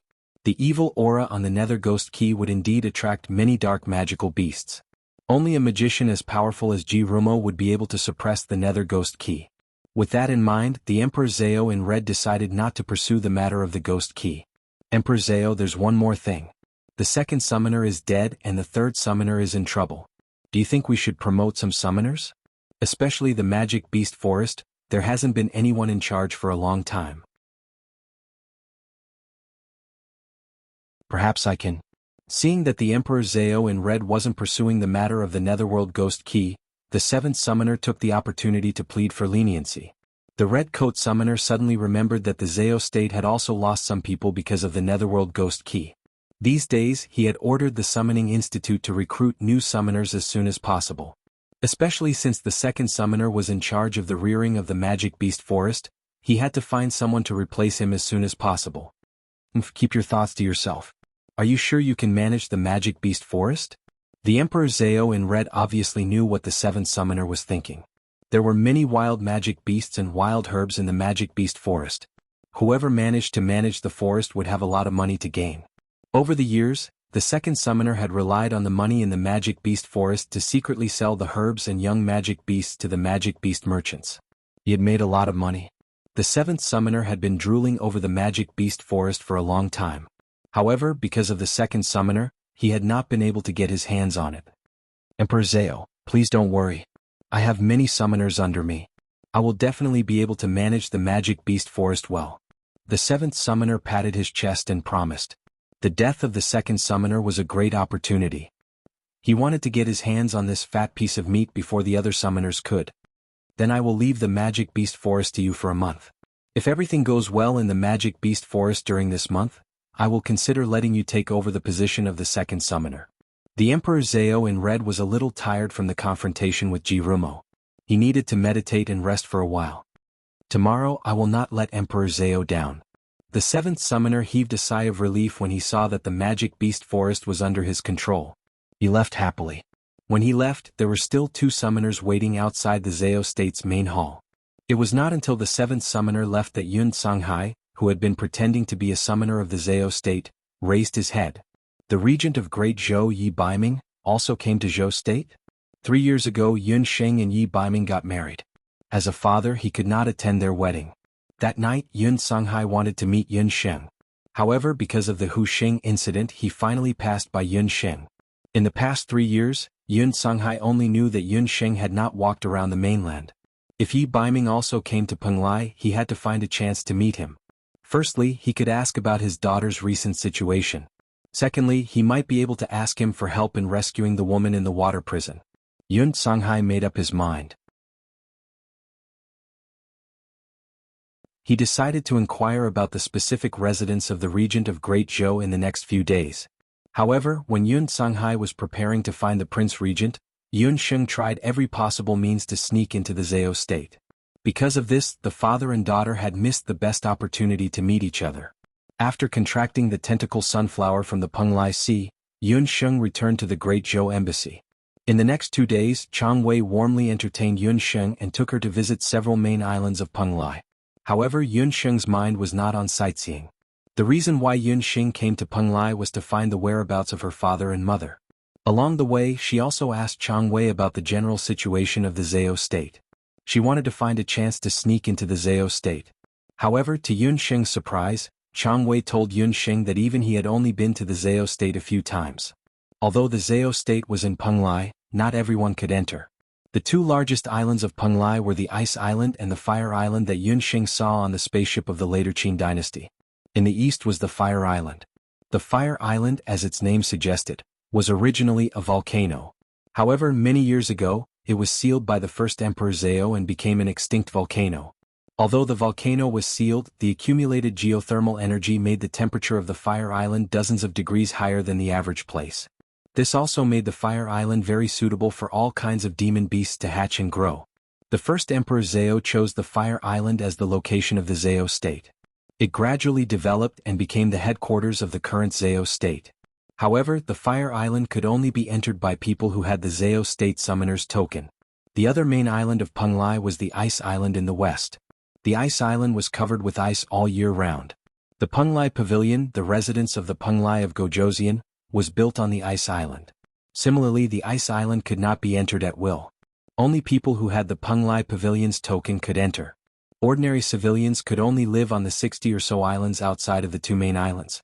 After listening to Chang Wei's words, Yun Sheng understood that if she wanted to enter the Zhao state and find her parents, she had to become a citizen of the Zhao state.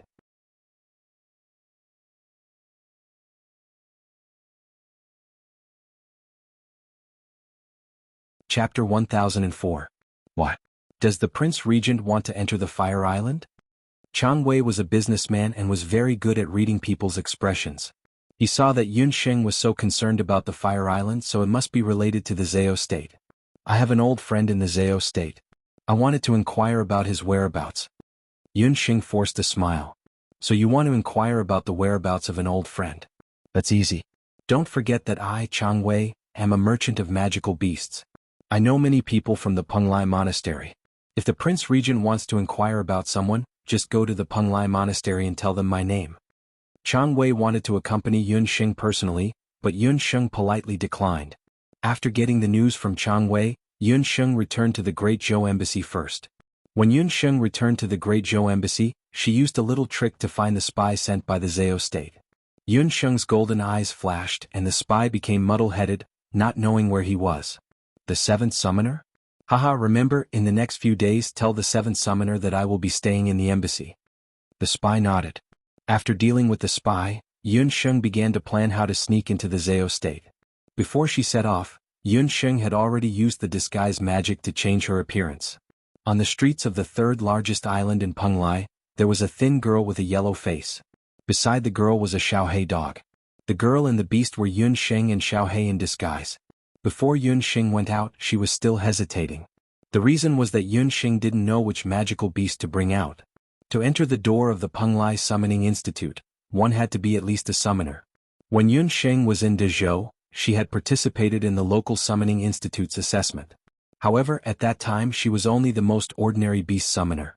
It was time for him to retest his summoner skills.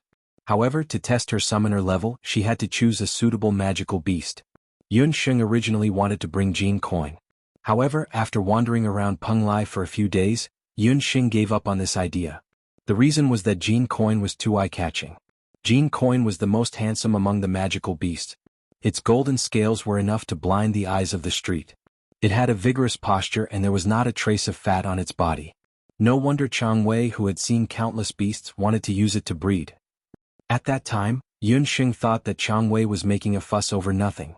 But later she discovered that Jean Coin's attractiveness was really not small. She and Jean Coin strolled around Penglai Street.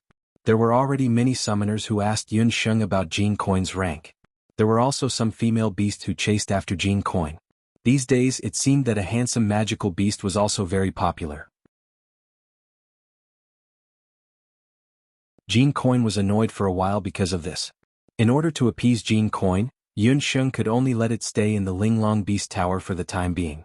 In the past few years, Yun Sheng's magic cultivation and summoning level had increased greatly. The summoner level was no longer the same as it used to be. The most important thing was that the strength of her magical beasts had also increased. Each of them was not ordinary. When they went out, they would scare the people in the summoning office. After Yun Sheng screened, she finally decided to take Xiaohei to the summoning office. Xiaohei was the first magical beast that Yun Sheng had contracted besides Bo sheep. Its cultivation level was now at the level of a holy beast. It would not be too high or too low. After choosing Xiaohei, Yun Sheng went out and went to the summoning office in Penglai. Penglai was indeed a country of summoners. Along the way many people were summoners. Penglai Monastery was easy to recognize. It was on the busiest street in Penglai. Unlike the desolate summoning office in Zhou State, the entrance of Penglai Monastery was crowded. There were people and magical beasts everywhere. Most of them were wearing summoner rings on their hands. Just as Yun Sheng was about to enter the door, she suddenly saw a person. When Yun Sheng saw the person, she was very alert and retreated to the side. The person who walked into the summoning office arrogantly was the seventh summoner of Zhao State, who had a grudge with Yun Sheng. However, Yun Sheng had used a disguise spell, so he did not notice that Yun Sheng had walked right under his nose. Why did the seventh summoning office come? When Yun Sheng saw this, she also walked into the summoning office. There were a lot of people in the Penglai summoning office. There were summoners waiting to be certified and magical beasts waiting to be rated. As the seventh summoner of Zhao State, the person in charge of the summoning office personally came out to greet the seventh summoner. No one paid attention to a foreign summoner like Yun Sheng. Yun Sheng pretended to walk to the two of them and pricked up her ears to listen to what they were saying. The person in charge of Penglai Monastery was a bald, middle-aged man. He nodded and bowed. Seventh summoner, may I know what brings you here today? The summoning office hasn't recruited any new summoners recently? The seventh summoner had a proud look on his face. The person in charge of Penglai Monastery hurriedly took out a roster and checked it. After checking, he told the seventh summoner that the Penglai Monastery had recruited a total of more than 20 new summoners in the past week. To be able to recruit more than 20 summoners in a week, this number wasn't small at all. Yunsheng couldn't help but think to herself. When she was in Zhou State, she heard the person in charge of the Yujing Summoning Office say that the Yujing Summoning Office didn't have a new summoner for a few years. Penglai was indeed the world of summoners.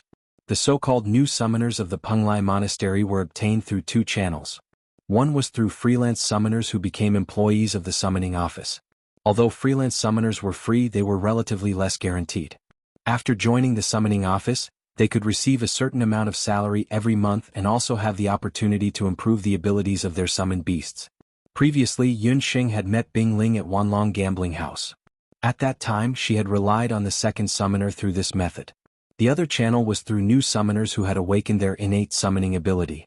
This was similar to Yunsheng's childhood. Compared to the first channel, the Penglai Monastery generally preferred the second channel.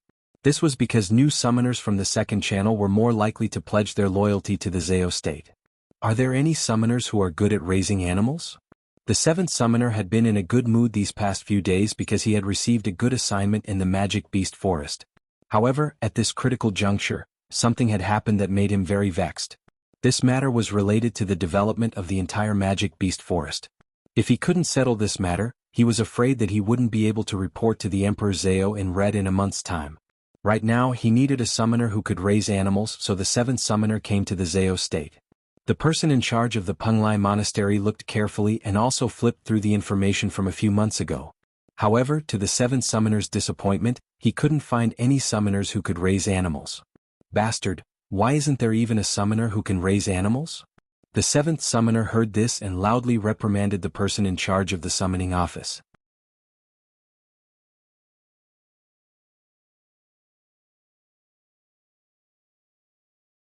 Chapter 1005. The seventh summoner scolded so loudly that everyone inside and outside the summoning hall could hear it clearly. The person in charge of the summoning hall was embarrassed. He was considered a big shot in Penglai, but in front of the seventh summoner, who was deeply favored by the Emperor Zhou in Red, he could only obediently be scolded. Yunsheng heard everything clearly from the side. When she heard that they were going to switch to a nurturing summoner, a hint of joy appeared between her brows. However, she was not in a hurry to interrupt and just listened from the side. Summoners were also divided into several types. Just like warriors, some were good at offense and some were good at defense. It was the same for summoners. Some summoners belonged to the category of beast summoners. In terms of combat, they had a tacit understanding with beasts. One person's strength was enough to fight against 10 beasts. For example, Zhong Yi, one of Yunsheng's subordinates, was a holy beast summoner and a beast summoner at the same time. But not all summoners were beast summoners. There were some who were not good at fighting but were very good at rearing animals. Those were the beast summoners. This kind of summoner didn't have brave summoned beast companions, but they understood the habits of various magical beasts very well. They were born with the ability to make magical beasts close to and trust them. As a result, it was easier to tame magical beasts, and at the same time the magical beasts could reproduce better. Compared to beast summoners were more rare, especially in the Zhou State, which needed a large number of magical beasts every day. A good husbandry summoner could raise hundreds and thousands of magic beasts, which was a huge fortune. Although Yunsheng didn't specialize in beast summoners, she had the exquisite beast pagoda that no beast summoner had. The exquisite beast pagoda was a rare artifact on the mainland. It could make magical beasts grow faster, and it was a treasure that magical beasts scrambled for like ducks. Therefore, as long as Yunsheng had the exquisite beast pagoda in hand, she had a fatal attraction to any magical beast. The person in charge of the Penglai Monastery was scolded badly, but he didn't dare to say anything. He only dared to curse in his heart. The seventh summoner was simply making trouble for no reason. Beast summoners weren't cabbages that could be found everywhere. Otherwise, the Emperor Zhou in Red wouldn't have placed so much importance on him after he received the second main summon. The second summoner himself couldn't even summon a holy beast. After the death of the second summoner, the Zhou State had lost an excellent animal summoner. The problem in the Magic Beast Forest could only be solved by finding an excellent animal summoner. Excuse me, are you recruiting domestic-type summoners? Just as the seventh summoner was getting angry, a very discordant voice interrupted his reprimand. The seventh summoner looked and saw that the one who interrupted him was a sallow and emaciated female summoner. Her clothes were thin, and she only had a tattered summoning ring on her hand. The magical beast beside her was also inconspicuous. It looked just like a slightly larger dog. A lowly low-level summoner actually dared to interrupt him? Where did this country bumpkin come from? Can't you see that this lord is talking to someone? The seventh lord snapped. Honorable Lord Summoner, I accidentally overheard your conversation. Are you looking for a domestic-type summoner? I'm a domestic-type summoner. Chang Wei introduced me, Yun Xing said respectfully. Go away, go away. Don't you know where you are? The domestic-type summoners that the Zhao state wants are all high-level magical beasts. They're not Tom, Dick, or Harry. The seventh summoner wasn't happy. Instead he looked disgusted. When the person in charge of the Penglai Monastery heard Yun Xing mention Chang Wei's name, he took a few more glances at Yun Xing. Chang Wei and the person in charge of the Penglai Monastery had a lot of business dealings. Chang Wei was a very arrogant person. He was very picky when it came to magical beasts and people. This was the first time he heard that someone had been introduced by Chang Wei. With one look, the person in charge of the Penglai Monastery was shocked. Seeing that the seventh summoner was being disrespectful to its master, Xiao He roared angrily. Its back arched and its fur stood on end. A cold murderous intent surged in its eyes. Its originally ordinary black fur was surging with a special pattern that looked like a cloud pattern. When Xiao He showed its might, the magical beasts in the Penglai Monastery all trembled. Even their masters couldn't control them. Heavens, this is a holy beast. Could it be that you're a domestic-type summoner? The person in charge of the Penglai Monastery had better eyesight than the seventh summoner. He looked like he couldn't close his mouth and pointed at Xiao He. What? You're saying that she's a holy beast summoner? Don't be mistaken. The seventh summoner was shocked. He had actually almost chased away a holy beast summoner. Moreover, this person claimed to be a domestic-type summoner. No, the summoning ring on her hand is obviously the ring of a low-level beast summoner. Among the beast summoners there were the most basic beast speakers, beast summoners, wizard beast summoners, sacred beast summoners, main summoners and Emperor Zhao. Yun Sheng's ring was disguised as a beast speaker ring. It indeed retained the appearance that she had when she first became a beast summoner in the Jade Capital. It was absolutely impossible for a beast summoner to control a holy beast. In other words, this female beast summoner was definitely a holy beast summoner. However, due to some reason she had yet to participate in the assessment, so she had yet to advance. This was the first time in many years that the person in charge of the Penglai Monastery had encountered such a bizarre situation. Oh, this is a long story. When I first contracted Xiao He, she was still a low-level wild dog. However, after I raised her for more than 10 years, she evolved into a holy beast. Yun Xing rubbed her head with an honest look. When she said this, everyone in the Penglai Monastery looked like they had seen a ghost. Raising a low-level magical beast into a holy beast in more than 10 years was the most unbelievable thing in the world. Sir, please come inside. As long as we verify that your magical beast is indeed a holy beast, the Penglai Monastery will immediately give you the certification of a holy beast summoner. The person in charge of the Penglai Monastery was very excited. It had been a long time since the Penglai Monastery hired a holy beast summoner. Moreover, the other party claimed that she was a domestic-type beast summoner. This was much more precious than a normal holy beast summoner. It was no wonder that the person in charge of the Penglai Monastery was so excited. The seventh summoner also stared at Yun Sheng and Xiao He who was beside her. Before the certification, according to Yen Yun, the people in the Penglai Monastery had specially checked her background. It proved that more than 10 years ago in the Penglai Monastery in the Jade capital of Zhou State, there was indeed an 8-year-old girl named Yen Yun who had been certified as a beast summoner. The person in charge of the Penglai Monastery didn't have any more doubts.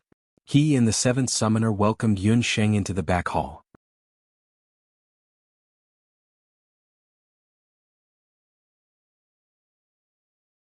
Chapter 1006. Half an hour later, when Yun Xing walked out of the summoning house again, she had already obtained the certification of the Penglai Monastery and confirmed that Xiao He was a sacred beast. She had also successfully become a sacred beast summoner. The summoners in the summoning house looked at her with eyes full of respect. In Penglai there were 2 ways to determine the level of a summoner. One was to determine the level of the summoner according to the strength of the summoner. The other was to determine the level of the summoner according to the strength of the magical beast. After all, if a summoner could contract a sacred beast, it didn't matter whether the summoner's strength was strong or not. After all, having a sacred beast was equivalent to having the combat power of a sacred beast. After Xiao He defeated several high-level magical beasts in one go, no one doubted Xiao He's strength anymore. Yun Sheng also had a new summoning ring on her hand. Even in Penglai, the number of sacred beast summoners did not exceed 100 people. The Zhao state was also very generous towards sacred beast summoners. Any sacred beast summoner who was registered in the Zhao state could have a private mansion on any island in Penglai, a limitless gold card with 1 million gold coins, and a summoning ring inlaid with a sacred beast soul stone. These were all used unconditionally. Yun Xing also learned from Chang Wei that the summoning house had many functions in Penglai. In addition to providing certification for those who wanted to become a summoner, the summoning house's function in Penglai Island was similar to the function of the Hunters Guild in the mainland. It provided job opportunities for summoners. Some freelance summoners could be permanently or temporarily employed in the summoning house by the Zhao state, other organizations or individuals. Yun Xing did not agree to the summoning house's employment. She knew that the seventh summoner would definitely come looking for her. When Yun Xing left the summoning house, she deliberately walked slowly. She had already noticed that the seventh summoner was waiting outside the summoning house. Sure enough, after a few steps, the seventh summoner noticed Yun Xing and followed her. "Master Yan Yun, please take care," the seventh summoner said flatteringly. "Seventh summoner, I didn't know you were the summoner of the Zhao state. Please forgive me for my disrespect." Yun Xing was also flattered. "Master, I would like to hire you as our summoner of Magical Beasts Forest." The seventh summoner went straight to the point with his invitation. He took Yun Xing to the most luxurious restaurant in the city. Yun Xing found out from the seventh summoner that the seventh summoner had recently accepted an assignment from the Zhao State's Magic Beast Forest. But recently, a very bizarre thing had happened in the Magical Beast Forest. In the Magic Beast Forest there were a large number of holy beasts. These holy beasts were used for summoners to contract, so they were very important to the Zhao state. In the past few hundred years, there had been no problems with the holy beasts forest. However, about 3 days ago, after the second summoner of the Zhao state met with an unfortunate accident, the holy beasts forest began to die one after another. Most of them were holy beasts of high rank. Other than the second summoner, doesn't the Zhao state have other summoners? Yun Xing thought that the second summoner couldn't be the only summoner of high rank in the Magic Beast Forest. There are other low-level and mid-level animal husbandry summoners in charge of the Magical Beast Forest. However, there is only one high-level animal husbandry summoner, the second main summoner, not to mention a holy beast husbandry summoner like you. In order to manage the Magical Beast Forest well, the seventh main summoner had used his personal resources to hire a few animal husbandry summoners. However, these guys only knew how to brag. When they accepted the seventh summoner's money, they all promised that they would be able to solve the problem in the Magic Beast Forest within a few days. However, after a few days the holy beasts still died in batches. Every morning, seeing the bodies of the holy beasts being transported out of the Magic Beast Forest, the seventh summoner's face was even sadder than if his own mother had died. "Master Yan Yun, can you accept my invitation to go to the Magic Beast Forest and find out the specific cause of the holy beast's death?" The seventh summoner changed his previous snobbish attitude and spoke in a flattering tone. Now, in the eyes of the seventh summoner, this summoner named Yan Yun was more important than his own mother. Yan Yun had been confirmed as a holy beast summoner. In Penglai there were several types of summoners of high rank, low rank, middle rank, high rank and holy beast summoner. As the name implied, a summoner of high rank was able to raise a holy beast of the same rank. The second summoner of the Zhao state was a high rank summoner. In the Magic Beast Forest, many high-rank holy beasts had been raised by the second summoner in the past few decades. With this ability alone, the second summoner was able to become the first summoner in the Zhao state, second only to Emperor Zhao. He had run amok in the Zhao state for several decades. Previously, the seventh summoner had also been wary of the second summoner's ability. However, Yan Yun had suddenly appeared out of nowhere and made him feel that the second summoner was weak. Yan Yun, who was old enough to be the second summoner's granddaughter, was actually a holy beast summoner. If she was given 10 years, she would be able to raise hundreds and thousands of holy beasts for the Zhao state. God, those were holy beasts. With so many holy beasts, the Zhao state would not have to worry at all even if the 8 desolate tribes came, let alone the boundless land. Furthermore, how old was Yan Yun? It was said that she was only 18. If she could raise holy beasts at 18 years old, who knew if she would be able to raise king-level holy beasts in a few decades?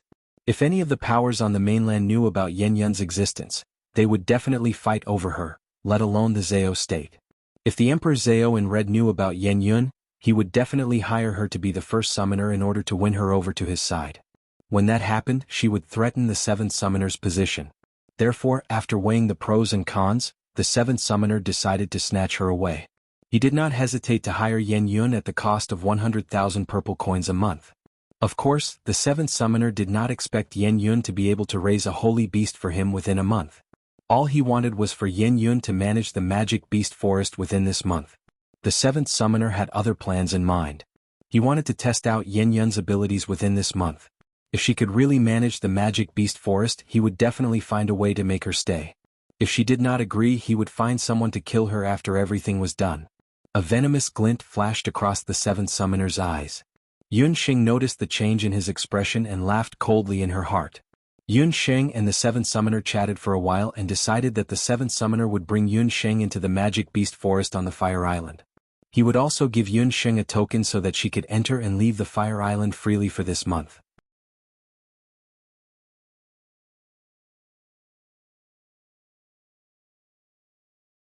Chapter 1007. The 7th summoner's arrangement was exactly what Yun Xing wanted.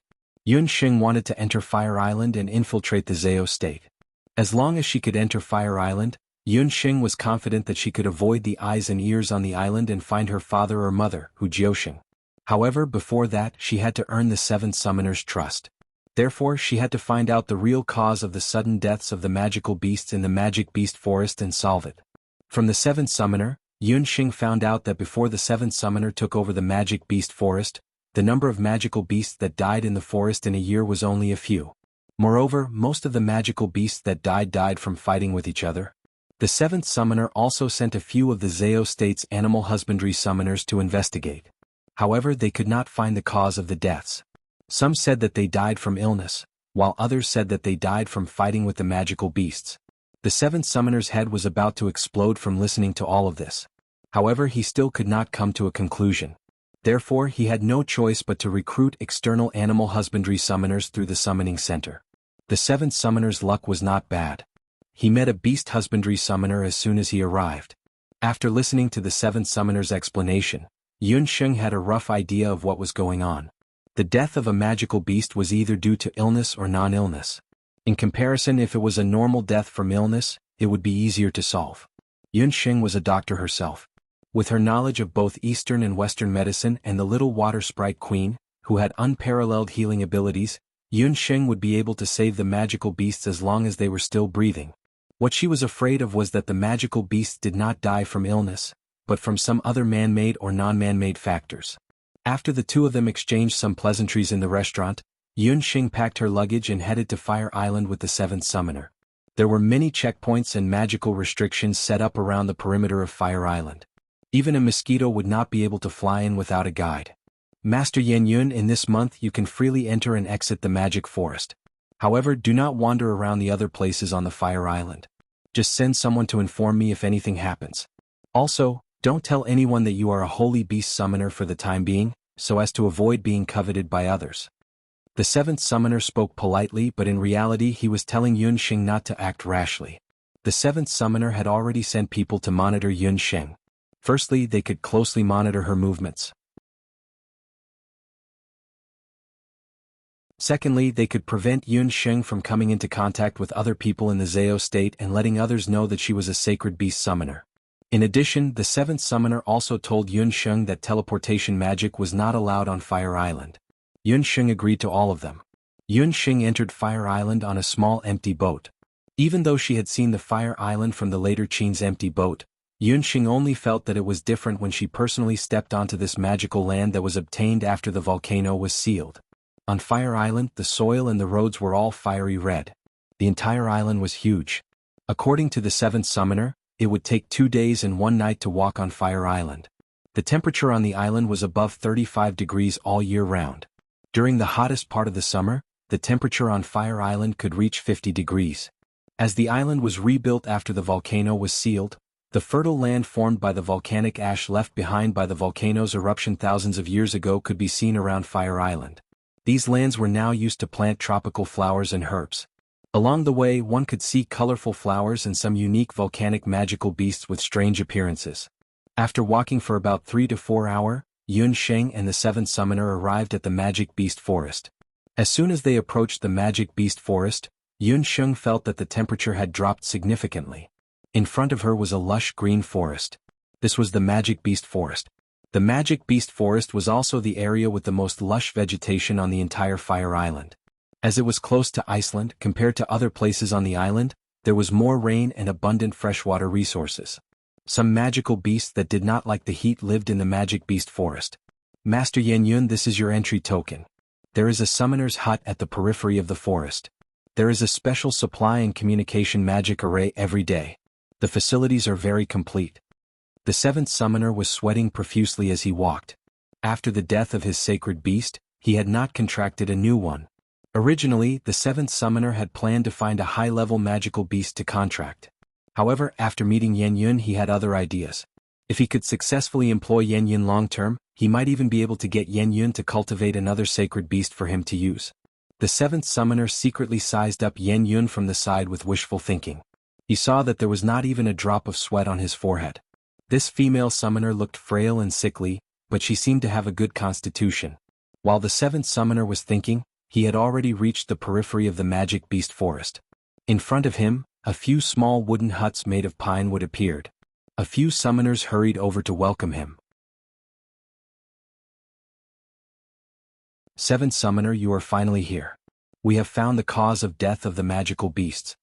These were all summoners who had been hired by the seventh summoner. There were men and women, old and young. All of them pushed each other, wanting to be the first to tell the seventh summoner about their findings. The seventh summoner was overjoyed when he heard that there was some progress. You found the cause? How did the magical beasts die? Summoner, I will say it first.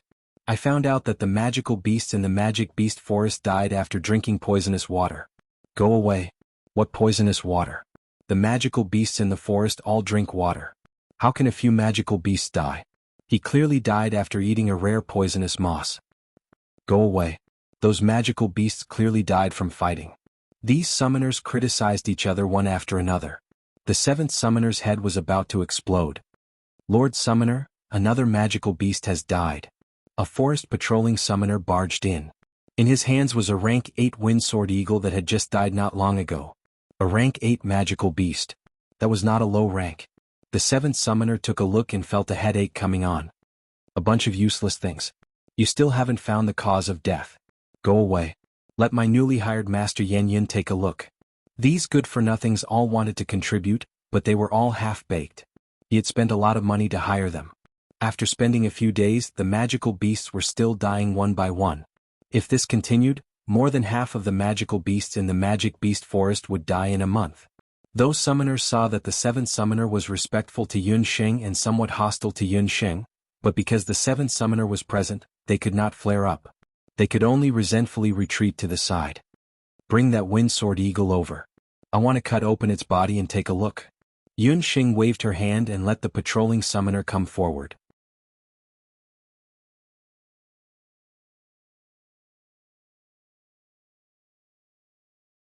Chapter 1008. When they heard that Yun Sheng was going to dissect the carcass of the magical beast, the summoners all showed expressions of disgust. They were summoners, not butchers. Where did the seventh summoner find this person from? Looking at her skillful movements, she must have been a hunter in the past. The seventh summoner was really desperate. He actually found such a woman to solve the problem of the Magic Beast Forest. The seventh summoner clicked his tongue in wonder as well. However, he quickly discovered that Yun Sheng's method of dissecting corpses was very special. In just an hour, she had completely cleaned out an 8th-tier magical beast, from its fur to its organs.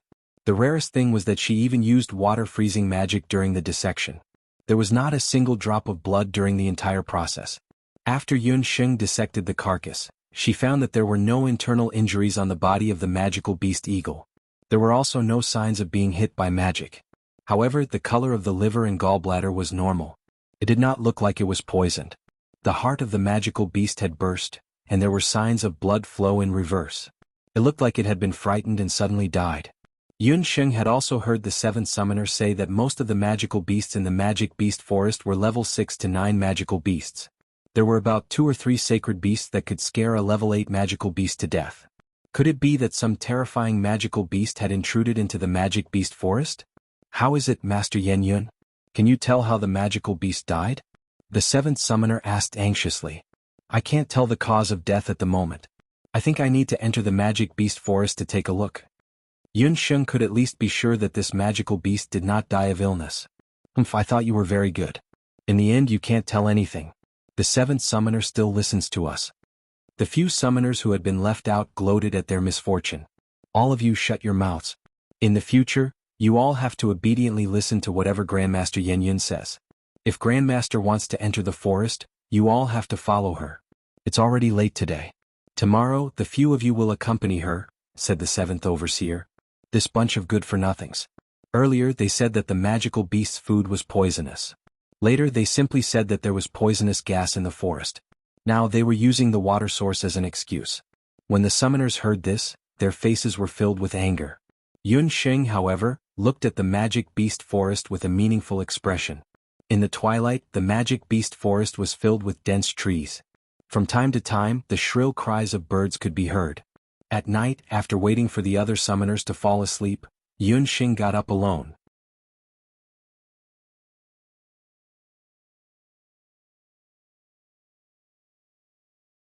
After avoiding the gazes of the people watching her, Yun Sheng came to the entrance of the magical beast forest. Above the sky there was a crescent moon shaped like a sickle. Yun Sheng began to chant, and 2 summoning arrays flashed beneath her feet. The enchanting night demon queen and the centipede ant general appeared in front of Yun Sheng. They respectfully awaited Yun Sheng's. Take advantage of the night to enter the magic beast forest. Be sure to pay attention to every movement in the forest. If you find anything strange, report back immediately. Although Yun Sheng had said in the evening that they would enter the magic beast forest tomorrow, she had already made up her mind. She would not be like those useless summoners blindly searching. Her summoned beasts were her best ears and eyes. They could find out anything that happened in the magic beast forest. The night passed. The night demon queen and the 100-legged ant general in the magic beast forest brought back news. But what surprised Yun Sheng was that neither the night demon queen nor the 100-legged ant general sent any clues related to the death of the magical beasts. But one thing was certain. In the magic beast forest, there were no ferocious foreign magical beasts as Yun Sheng had expected. After hearing this, Yun Sheng also felt that it was a little tricky. It seemed that she could only enter the magic beast forest herself to find the possible cause of the magical beast's deaths. However, when Yun Sheng found several summoners who were familiar with the terrain of the magic beast forest, these people were not willing to accompany Yun Sheng into the magic beast forest. You don't want to live, but we do. That's the magic beast forest. There are wild magical beasts that have not been domesticated. Without the accompaniment of the Zao State's patrol summoners, we are not willing to enter. It's just sunrise now. The patrol summoners have not yet arrived. When those domesticated summoners heard that Yun Sheng was going to enter the magic beast forest, they all looked as if they had seen a ghost. Yun Sheng was speechless. These people wanted to find the cause of death by guarding a few magical beasts' bodies. No wonder these domesticated summoners did not have any clues after so many days. If you want to go in by yourself. Don't expect us to accompany you. Those summoners were not in a good mood.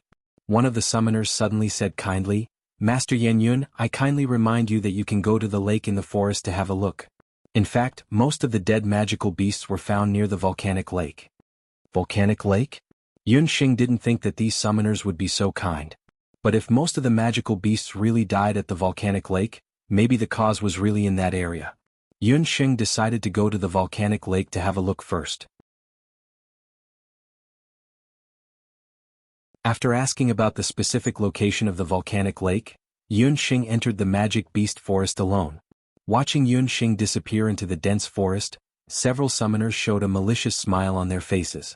Reckless guy, if she really enters the volcanic lake to investigate, she will die. The magic beast forest of Penglai was like a tropical rainforest. There were few traces of people walking. There were extremely lush trees growing everywhere and some precious herbs. Yun Sheng followed the direction of several summoners and walked all the way. She took Xiao He with her. The holy beast pressure on Xiaohei scared away a lot of middle and high-level magical beasts along the way. Walking down the magic beast forest, the terrain gradually became higher. Looking at the terrain, Yun Sheng had already entered the volcanic crater where the magic beast forest was located. In the air there was a smell similar to sulfur. Walking to the volcanic crater, the forest also came to the end, and a lake came into sight. Suddenly she saw a blue lake. The freshwater vapor made Yun Sheng feel refreshed. This lake was also the most important freshwater resource in the magic beast forest. The lake water formed by the volcanic crater was generally rich in various minerals. If the magical beasts used the water here, it would be of great benefit to their growth and reproduction. However, to Yun Sheng's surprise, she did not find any high-level magical beasts drinking water nearby. Yun Sheng leaned over and looked at the lake water. At a glance, the lake water was very clear. She threw a stone in and made some splashes, but there was no response for a long time. This volcanic lake was far deeper than Yun Sheng imagined. But at this time, Yun Sheng noticed that there seemed to be a few footprints at the volcanic lake's crater. Could it be that someone entered the volcanic lake during this time? Yun Sheng pondered whether or not she should enter the volcanic lake to explore. It's dangerous, don't go near there. Just as Yun Sheng was about to walk into the lake, a person rushed out from the other end of the lake. Happy Lava Festival, everyone.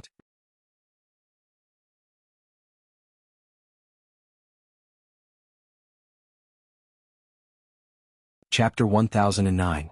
Yun Sheng stopped in her tracks after being yelled at. She took a closer look and realized that the person who called her was actually him. Penglai of Gojoseon Jirumo. Yun Sheng didn't expect to see Jirumo again in the deepest part of the magic beast forest, near the crater of the volcano. When Chang Wei took Yun Sheng to see the scenery of Penglai, he also told Yun Sheng about the power of Penglai. He also mentioned that the relationship between Penglai of Gojoseon and Emperor Zhao was not good these years. The two of them respectively controlled the Zhao state of Fire Island and the Penglai Pavilion of Iceland. It was indeed a little strange that Jirumo suddenly appeared in the magic beast forest of Fire Island. Jirumo was also a little surprised by this female summoner who suddenly appeared at the crater of the volcano. This area was recognized as a forbidden area in the magic beast forest because the volcano guardian beast left behind by the first Emperor Zhao was sleeping in this lake. Usually, those summoners didn't dare to come close to this place at all. Only some powerful magical beasts would come close to this place to drink water. But these days, for some unknown reason, even high-level magical beasts didn't dare to come close to this area. Even though the guardian beast of the volcano crater was asleep most of the time, it would still burn the intruders to ashes if it was accidentally disturbed.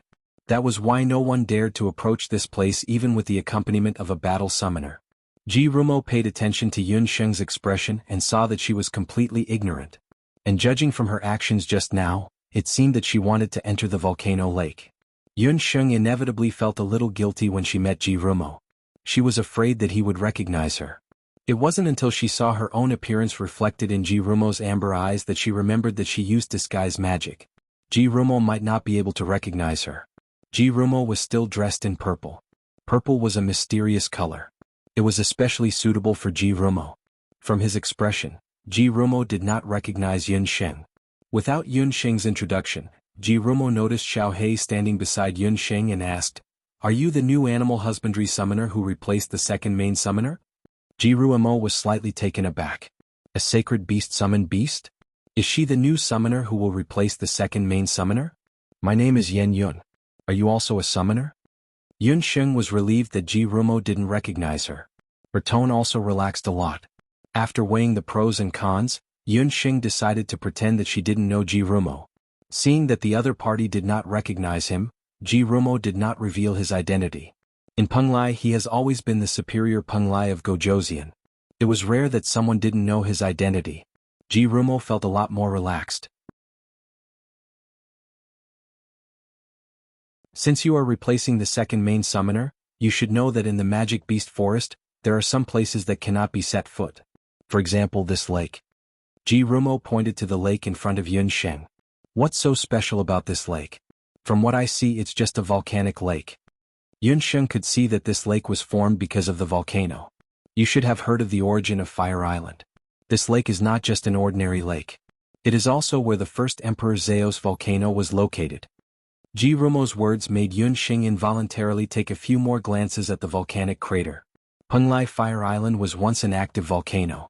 Every year, the volcanic eruption here would bring disaster to the residents on the surrounding islands. Thousands of years ago, the first pope traveled here.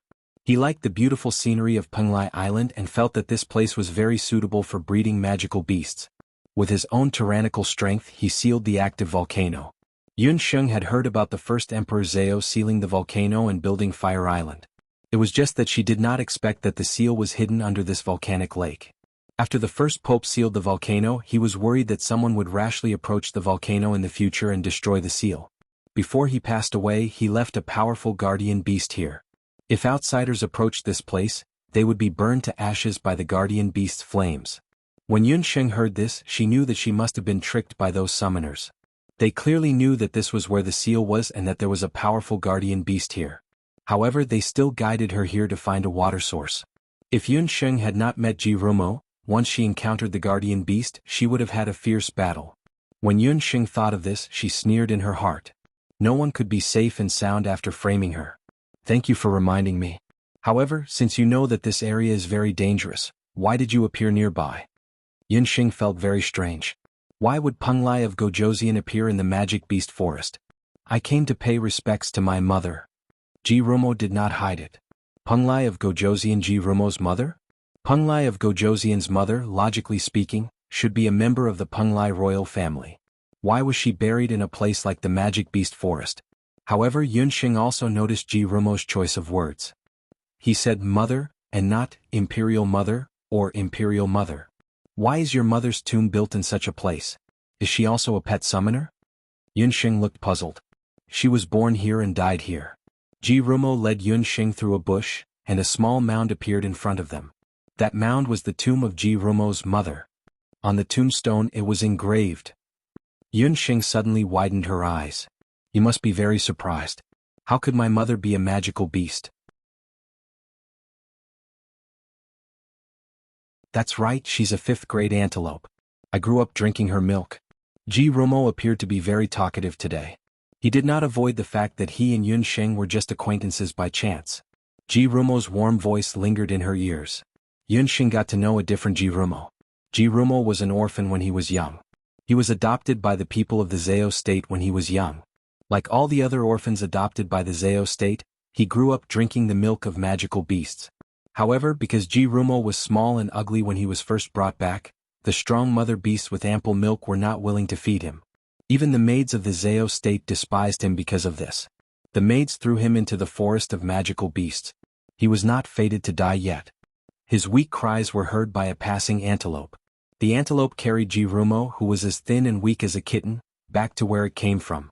Before Jirumo was 3 years old, he grew up drinking the milk of the antelope and lived in the forest of magical beasts. After he was 3 years old, he left the forest of magical beasts and returned to the Zhao state. Then how did the antelope die? Yun Sheng had some impression of the antelope. It was a low-level magical beast. It was agile and had a lifespan of about 50 years. According to the rules of the Zhao state, babies who grew up drinking the milk of magical beasts must kill the magical beast with their own hands when they become adults. Jirumo said calmly.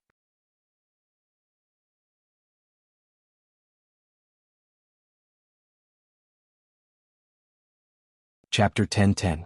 Yun Sheng was silent. She didn't expect Jirumo to have such a pitiful past.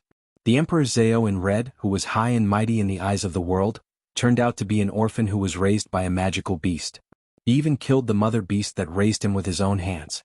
The Zhao state was a land of tigers and wolves. What the Zhao state needed was a group of brave and cold-blooded summoners. Killing the mother beast that raised them with their own hands was a step that all orphan summoners had to go through. If they couldn't do it, they would be thrown into the magic beast forest. What awaited them was only death. Time passed unknowingly, and the sun gradually set. For most of the remaining time, Jirumo didn't speak again. He seemed to be immersed in his own memories. He just stood in front of the graveyard for a long time without speaking. Yun Sheng didn't know what to say, and Xiao He obediently crawled to the side. On the desolate slope, 2 silhouettes appeared exceptionally bleak. Thank you for accompanying me to pay respects. Jirumo spoke again. An hour had already passed. His voice was still warm and pleasant, but there was a hint of relief in it. Jirumo had never tried to let down his guard in front of a stranger. Or rather, he had never said so much in front of anyone. He saw a touch of pity in the eyes of this female summoner. He didn't like pity, but this trace of pity made him feel unexpectedly close. Perhaps it was because this female summoner looked sallow and emaciated, but she had a pair of clean eyes. This made him involuntarily think of Yunsheng. That was the only woman in the world that he had feelings for. After talking to a stranger, Jirumo felt a lot more comfortable in his heart. Jirumo looked up at the sky. Unknowingly, it was almost time for the morning court. He nodded at Yunsheng. Recently there has been something wrong in the magic beast forest. I hope you can find the reason as soon as possible. However, don't try to enter the volcanic lake. After Jirumo gave a friendly warning, magic flashed and he disappeared. He came and went without a trace as if he had never appeared. After Jirumo left, Yunsheng did not leave immediately. She left the mound and returned to the volcanic lake. Despite Jirumo's reminder, Yunsheng did not intend to give up the search. She searched around the volcanic lake. There were indeed unfamiliar footprints near the mouth of the volcano. It might be difficult for an ordinary person to discover them, but for Yunsheng, who possessed the Shin Nong pupil and had superior eyesight, she quickly captured this point. According to the news brought back by the magical beasts last night, as well as what the summoners had said earlier, Yunsheng was certain that there were no problems with the water, soil, and food of the magical beasts in the magical beast forest. However, it was also a fact that magical beasts had died near the mouth of the volcano. Staring at the clear volcanic lake, Yunsheng fell into deep thought. Just as Yunsheng was deep in thought, she heard a heavy breathing sound beside her ear. Turning back, she realized that something was wrong with Xiaohe. It seemed to be a little irritable, and near the mouth of the volcano, it stuck out its tongue from time to time and kept panting. Xiaohe was not an ordinary magical beast. It was a holy beast. Normal high temperatures and long-distance travel were nothing to it. Hence, its strange behavior attracted Yunsheng's attention. Magical beasts were always more sensitive than humans. Could it be that Xiaohe had discovered something? Xiaohe? What's wrong? Yunsheng and Xiaohe communicated with each other using their divine senses. Master, I have an indescribable feeling. I feel a tightness in my chest and I want to leave this place quickly. Xiaohe told Yunsheng the truth. Xiaohe also told Yunsheng that the closer they got to the mouth of the volcanic lake, the more intense its irritation became. It felt as if the blood vessels in its body were about to explode. Yunsheng suddenly remembered the cause of death of the magical beast that she had dissected earlier. Those magical beasts seemed to have different degrees of blood reflux and symptoms of being scared to death. These were very similar to what Xiaohe was saying. Xiaohe was a holy beast, but even it could not resist, not to mention those ordinary high-level magical beasts. Yunsheng was even more certain that the unknown cause of the deaths of the magical beasts was the volcanic lake, or rather, the volcanic seal. Yunsheng decided that they still had to dive into the volcanic lake. The water in this lake was very clear, and it looked no different from ordinary drinking water. However, the volcanic seal left behind by the first Emperor Zhao was hidden beneath it. The first Emperor Zhao of the Zhao state, who was also the master of the summoning demon hand. He was the most powerful master of the mainland who had once fought against the leaders of the Bakra orcs. Only such a person would be able to seal an active volcano. The guardian beast that he had left behind must be very powerful. At the last moment, Yunsheng's curiosity as a doctor won out, and she decided to explore the volcanic lake. Before entering the volcanic lake, Yunsheng summoned the abyssal tentacle sunflower king that she had just contracted not long ago. Among all of Yunsheng's summoned beasts, only King Anemone abyssalis was considered an aquatic magical plant. The volcanic lake looked clear, but its exact depth was unknown. Knowing that Yunsheng wanted to enter the lake, the King Anemone tentacle did not hesitate and stretched out its tentacles. The Abyss King Anemone's tentacles were of different lengths, and it quickly divided into two layers. The outer layer, as usual, was used to paddle after entering the water. The inner layer formed a protective shield, tightly wrapping Yunsheng inside to prevent anything from seeping in. After Yunsheng was wrapped by Anemone abyssalis, she realized that the Sunflower King's tentacles had become transparent. This way the surrounding environment could be seen clearly, and her breathing was not affected too much. This feeling made Yunsheng feel as if she was alone in a glass shield, and she could clearly see the situation around her. Master, the air in the tentacles can provide you with about 3 hours of breathing. After 3 hours we have to leave the sea, the King Anemone tentacle reminded Yunsheng. Yunsheng thought for a moment. 3 hours, including the diving speed of King Anemone abyssalis, should be enough for her to reach the bottom of the volcanic lake. King Anemone Abyssalis obeyed the order, entered the lake and quickly sank. The depth of the volcanic lake, as Yunxing expected, was unfathomable. The temperature of the lake was suitable, and there were many colorful coral-like volcanic lava deposits around it. After sinking for more than an hour, they still did not see the bottom. At this time, Anemone Abyssalis suddenly said, "Master, the bottom of this lake seems to lead directly to the Penglai Sea. If we go any deeper we will probably enter the Penglai Sea. Do we still want to dive?" It turned out that this volcanic lake actually led directly to the other side of the sea. Since they had already dived to this point, Yunxing felt that it was necessary to continue investigating. She ordered the Abyss King Anemone to continue diving.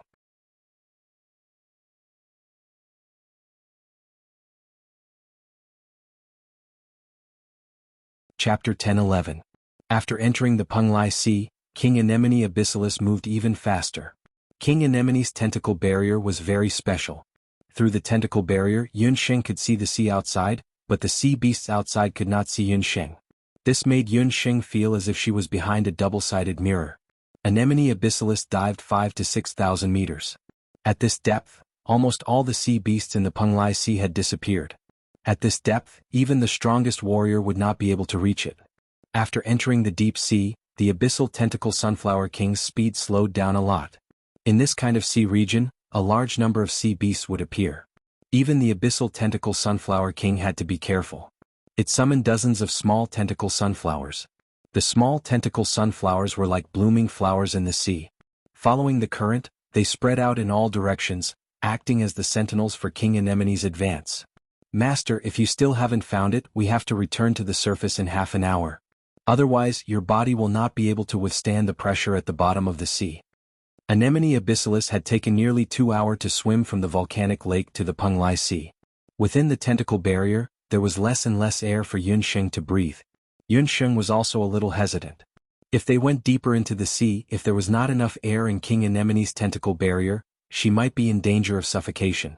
But if they gave up just like that, they would have to start all over again.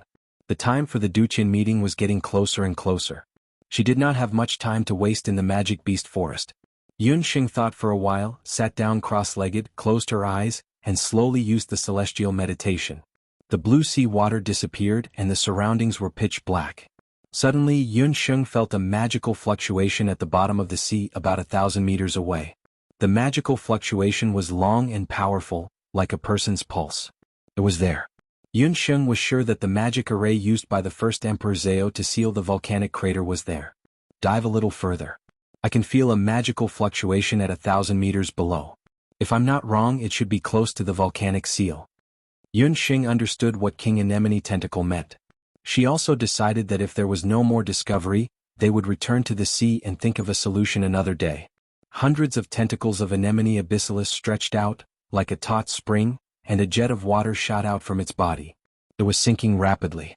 It was at this moment that the tentacle sunflower sentry in front of it sent a message. "Master, there's a strange movement in the water ahead. A large sea beast is rapidly approaching in this direction. Its target is the same as ours, it seems to be the bottom of this sea," the Sea Anemone King reported to Yunxing.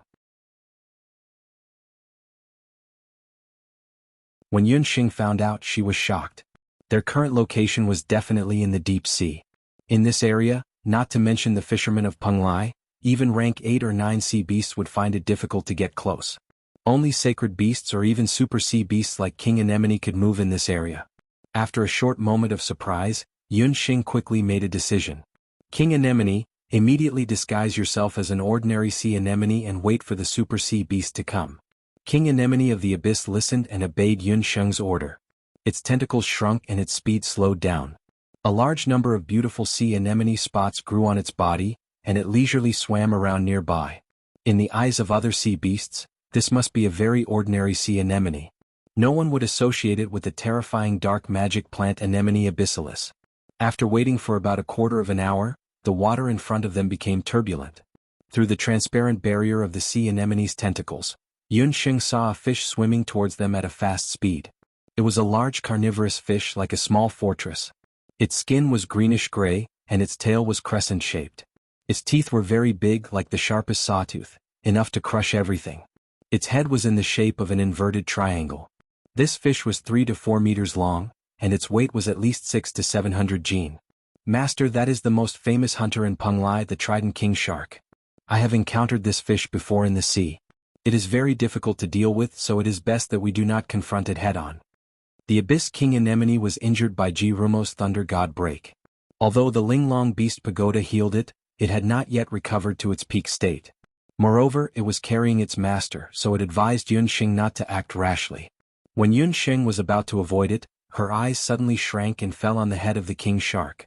Yunxing noticed that there was a very prominent summoning mark on the shark's forehead. This trident king shark had obviously been contracted by someone. The other party must be a very powerful summoner. King Anemone, follow the king shark and see what it is doing at the bottom of the sea. Yunxing and King Anemone secretly followed the king shark all the way down. The trident shark king was indeed the overlord of the sea. It swaggered past, rampaging all the way. Its speed was very fast and it dived straight to the bottom of the sea. Beside it, there was a faint blue light. It also looked around.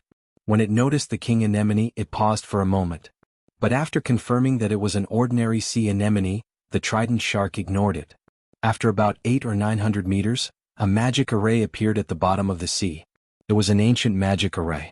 Because it had been so long, the seal script on the magic array had already turned black and red. But the magic power on the magic array was still not weakened. Yunxing could clearly feel the powerful magic power coming from the magic array. That was the volcano seal left behind by the first Emperor Zhao. The trident king shark's next move surprised Yunxing even more. The king shark did not rashly approach the magic array. Instead, it slowed down and swam around the magic array carefully. Looking at its situation, it should be very familiar with this area. It seemed that it had been here many times before. Soon Yunxing's guess was verified. The trident whale grew legs and turned into a fishman with a human body and a shark's head. Yunxing then realized that the trident shark was not a simple sea beast. It was formed by the combination of a summoner and his own summoned beast. But because she could not see the head, Yunxing did not know who the summoner was.